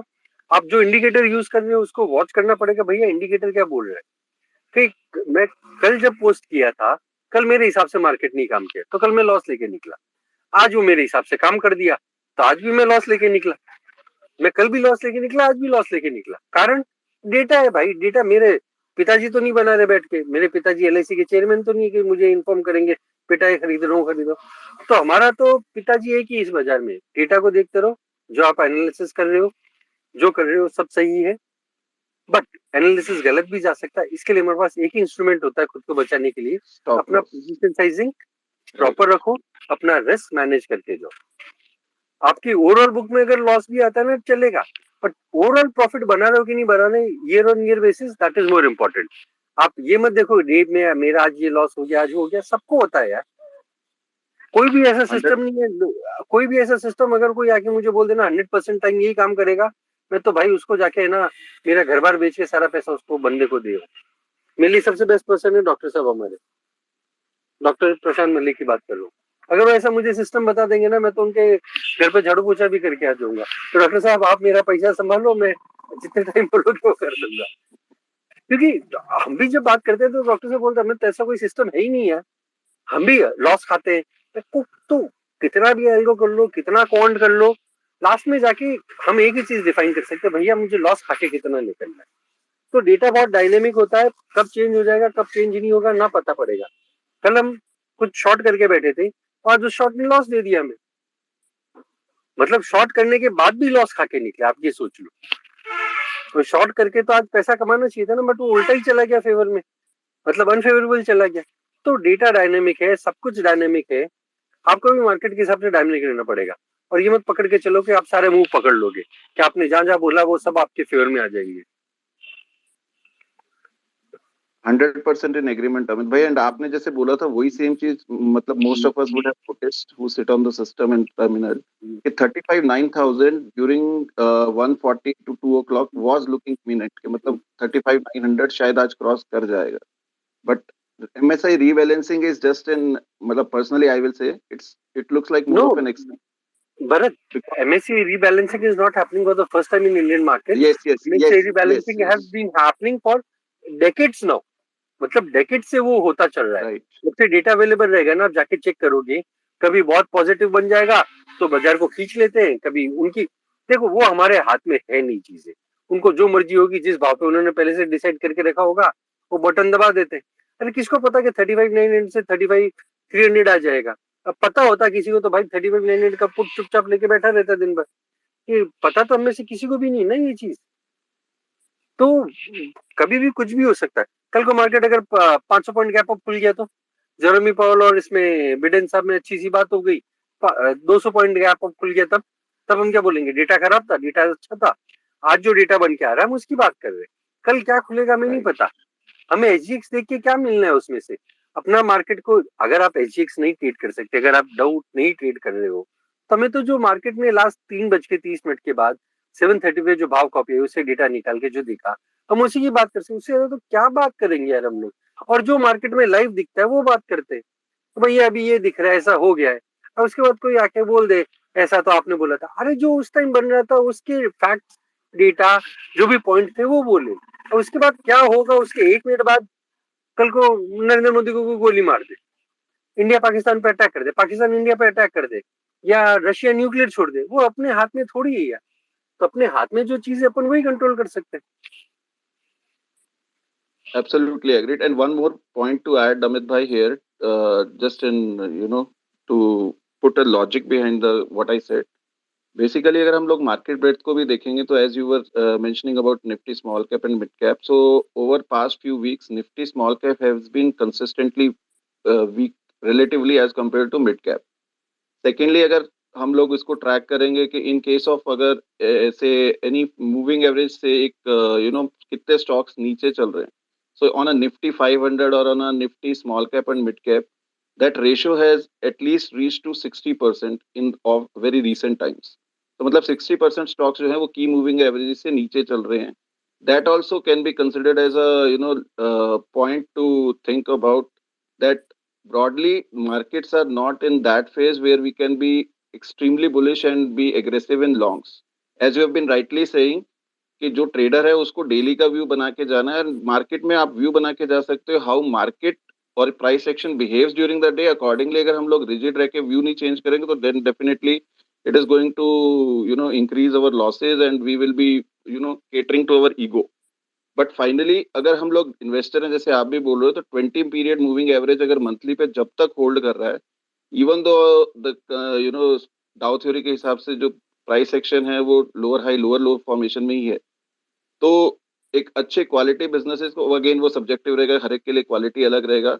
Defence sector already is in very much limelight for recent amount of time right now, and still these because self reliance and all that, this theme is looking very promising personally. So I feel like that HAL, BDL, BEL, these are all very good stocks in terms of long term. So अगर ऐसा कभी fall मिलता है तो as per the understanding और the circle of competence, it's not like कि हमें हर stock को जाके लेना है. जो भी जिस फील्ड में है अगर उसको उसके हिसाब से जो भी समझ है, और वो सब्जेक्टिव रहेगा क्वालिटी के लिए, क्योंकि आपके लिए क्या क्वालिटी है, मेरे लिए क्या है, किसी और के लिए क्या रहेगी, वो डिफरेंट रहेगा. तो टिल द टाइम मंथली पे जब हम इंडेक्सेस 20 पीरियड मूविंग एवरेज पे सपोर्ट ले रहे हैं, that is the best time to accumulate quality stocks and slowly and gradually nibbling it. But overall, aggressive longs is what I definitely personally suggest to everybody, in my opinion. And I am not even doing the same for myself. Aggressive longs at this juncture. चलो, add one more last point over here. Last one point over here. एक simple काम करो, एक simple 20 days का moving average लगा लो. Simple 20 days का moving average, जो stock 20 days के मूविंग एवरेज को 1-2 दिन सस्टेन कर रहा है, उसको लॉन्ग करो. उसके नीचे जो सस्टेन कर रहा है, F&O की स्टॉक की बात कर लो, क्योंकि कैश स्टॉक को शॉर्ट कर नहीं सकते. कैश स्टॉक को शॉर्ट करोगे और गलती से सर्किट मार गया, भैया ऑप्शन में चला जाएगा. तो F&O का स्टॉक जो सस्टेन कर रहा है 20 डेज मूविंग एवरेज, उसको शॉर्ट कर दो. 20 डेज का मूविंग एवरेज के ऊपर सस्टेन कर रहा है, लॉन्ग कर लो. ये सिंपल है. बाकी हम तो बॉटम में भी जाके पकड़ने की कोशिश करते हैं, क्योंकि वो रिस्क रिवॉर्ड बहुत कम होता है. क्योंकि मूविंग एवरेज है ना, खुद नहीं घूमती. मूविंग एवरेज को घुमाने के लिए स्टॉक का प्राइस चलता है. इट्स सेम अबाउट कि कुत्ते को कौन घुमा रहा है, कुत्ते की पूंछ घुमा रही है कि कुत्ते की बॉडी घुमा रही है. तो जब तक बॉडी नहीं चलेगी तो कुत्ते की पूंछ नहीं घूमेगी. तो ये आप पकड़ लो. अगर मार्केट को चलना होगा तो पहले लार्ज कैप को चलना पड़ेगा, सेकंड आएंगे आपके मिड कैप, उसके बाद आएंगे स्मॉल कैप. बट अभी क्या हो रहा है कि स्मॉल कैप चलना शुरू हो गए. 800-900 पॉइंट का रैली आया. अगर आज गिरना होता तो स्मॉल कैप में लोअर सर्किट लगने चाहिए थे. तो उनको एमएससी को क्वेश्चन दे रहे नहीं स्मॉल कैप में कौन सा स्टॉक है कौन सा नहीं, वो कोई परवाह नहीं. स्मॉल कैप इंडेक्स में पूरे दिन देख रहा हूँ कि भाई ये तो गिरना चाहिए, ये नहीं गिर रहा है, तो अपने को कंफर्ट आता है. ईडीआर तो ऑलमोस्ट 200 या 300 हो जाना चाहिए था. वो ईडीआर मतलब एडवांस रिटर्न रेशियो, वो 200-300 नहीं हो रहा. तो कंफर्ट क्या देता है कि भैया ये जो आज का था ना, वन ऑफ इवेंट है.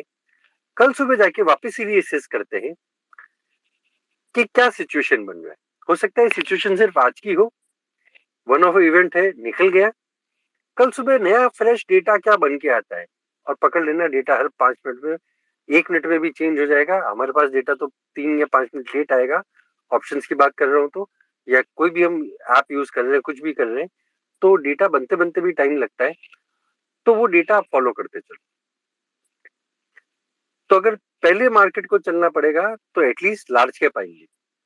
लार्ज कैप में कोई भी सेक्टर आ सकता है. और सेक्टर कौन से आने चाहिए? आपका आईटी आना चाहिए, बैंक आना चाहिए, फाइनेंशियल सर्विस आना चाहिए, प्लस रिलायंस आना चाहिए. तो इनका वेटेज है ऑलमोस्ट 60%. आज शायद मैं अंकित का ट्वीट देख रहा था या और भी किसी के ट्वीट देख रहा था. एफएमसीजी सेक्टर शायद कुछ नया ब्रेकआउट देने की कोशिश कर रहा है, तो एफएमसीजी सेक्टर पे भी ध्यान देना, क्योंकि अंकित ने भी शायद पोस्ट किया था कि FMCG sector is going to give a breakout. अगर वो एफएमसीजी सेक्टर ब्रेकआउट दे देता तो हो सकता है आपका आईटीसी वापस खड़ा हो जाए, एचयूएल खड़ा हो जाए, जो हैवी वेट है एटलीस्ट अपना निफ्टी में, तो अगर वो परफॉर्म करना शुरू कर दिए, थोड़ा वेटेज वो दे देंगे।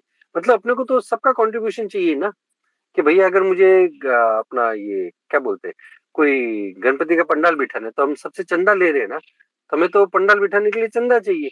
तो अगर सब थोड़ा थोड़ा कंट्रीब्यूट करने के, थोड़ा आईटी कर दिया, थोड़ा रिलायंस ने कर दिया, थोड़ा बैंक्स ने कर दिया, थोड़ा एफएमसीजी ने कर दिया, सबका थोड़ा थोड़ा कंट्रीब्यूशन रहेगा तो निफ्टी चल जाएगा। और किसी ने कंट्रीब्यूट नहीं किया तो भैया फ्लॉप प्रोग्राम हो गया तो मार्केट गिर जाएगा। तो इसके लिए आप पूरे दिन निफ्टी का हीट मैप देखो। हीट मैप आपको बहुत सारी क्लैरिफिकेशन दे देगा क्या हो रहा है क्या नहीं हो रहा है। जब सुबह मार्केट खुला था तो निफ्टी का हीट मैप बहुत खराब था, दिन में आते आते इतना सुधर गया था ना, व्हेन इट हिट 16,690, तो इतना अच्छा हो गया था ना, तब लग ही रहा था कि भैया ऊपर जाएगा। उसके बाद वापस वो खुद खराब हो गया, वो 5 स्टॉक को पकड़ के पेल दिया उसने। तो देखो मार्केट डायनामिक है, आपको मार्केट के हिसाब से चेंज होना पड़ेगा, या पोजीशन साइजिंग कंट्रोल में रखनी पड़ेगी, या अपना रिस्क प्रॉपर मैनेज करके चलना पड़ेगा। आप पकड़ लो कि भैया मुझे 20% लॉस इस महीने में चाहिए, 20% के लॉस ऊपर हुआ मैं निकल जाऊंगा इस पोजीशन से, वैसा करके चलो। वो आपके ऊपर है, पैसा आपका है यार, वो हम नहीं डिसाइड कर सकते। हम तो सिर्फ गाइड कर सकते हैं कि कौन सा विक्स आएगा, तब क्या हो सकता है, कैसा विक्स आएगा। डॉक्टर साहब ने इतना अच्छा विक्स के बारे में बताया, डॉक्टर साहब ने जो बताया ना, आप 50 किताबें पकड़ लोगे उसमें ना मिलेगा जो डॉक्टर साहब ने शायद 15-20 मिनट में अपने को समझा दिया। इसके लिए डॉक्टर साहब आते हैं ना तो सिर्फ कान खोल के सुना करो और लिखा करो। मैं दिमाग में छप गई मेरी बात। तो इसके लिए आई एम सो ब्लेस्ड कि डॉक्टर साहब मेरे बहुत अच्छे फ्रेंड भी हैं, मेरे पास राइट होता है, मैं उनको फोन भी कर सकता हूँ, मैं परेशान नहीं करता उनको, वो अलग चीज है। बाकी अगर वो कुछ बोलते हैं ना कहीं पब्लिक फोरम पे आके, उनसे स्टॉक मत पूछो, उनसे मत पूछो सेक्टर क्या व्यू है, उनसे पूछो कि इसको कैसे पकड़ के आने का है, तो उसको पकड़ने का व्यू बता देंगे। वो शिकारी है ना, शिकारी नहीं बताएगा कि मैंने कौन सी ये यूज किया वो यूज किया, वो बता देगा भाई शिकार कब करना है या शिकार कब नहीं करना है। तो डॉक्टर साहब ने जो विक्स का व्यू दिया ना, वो बता दिया कि भैया शिकार कब करना है कब नहीं करना है। तो किसी का ज्ञान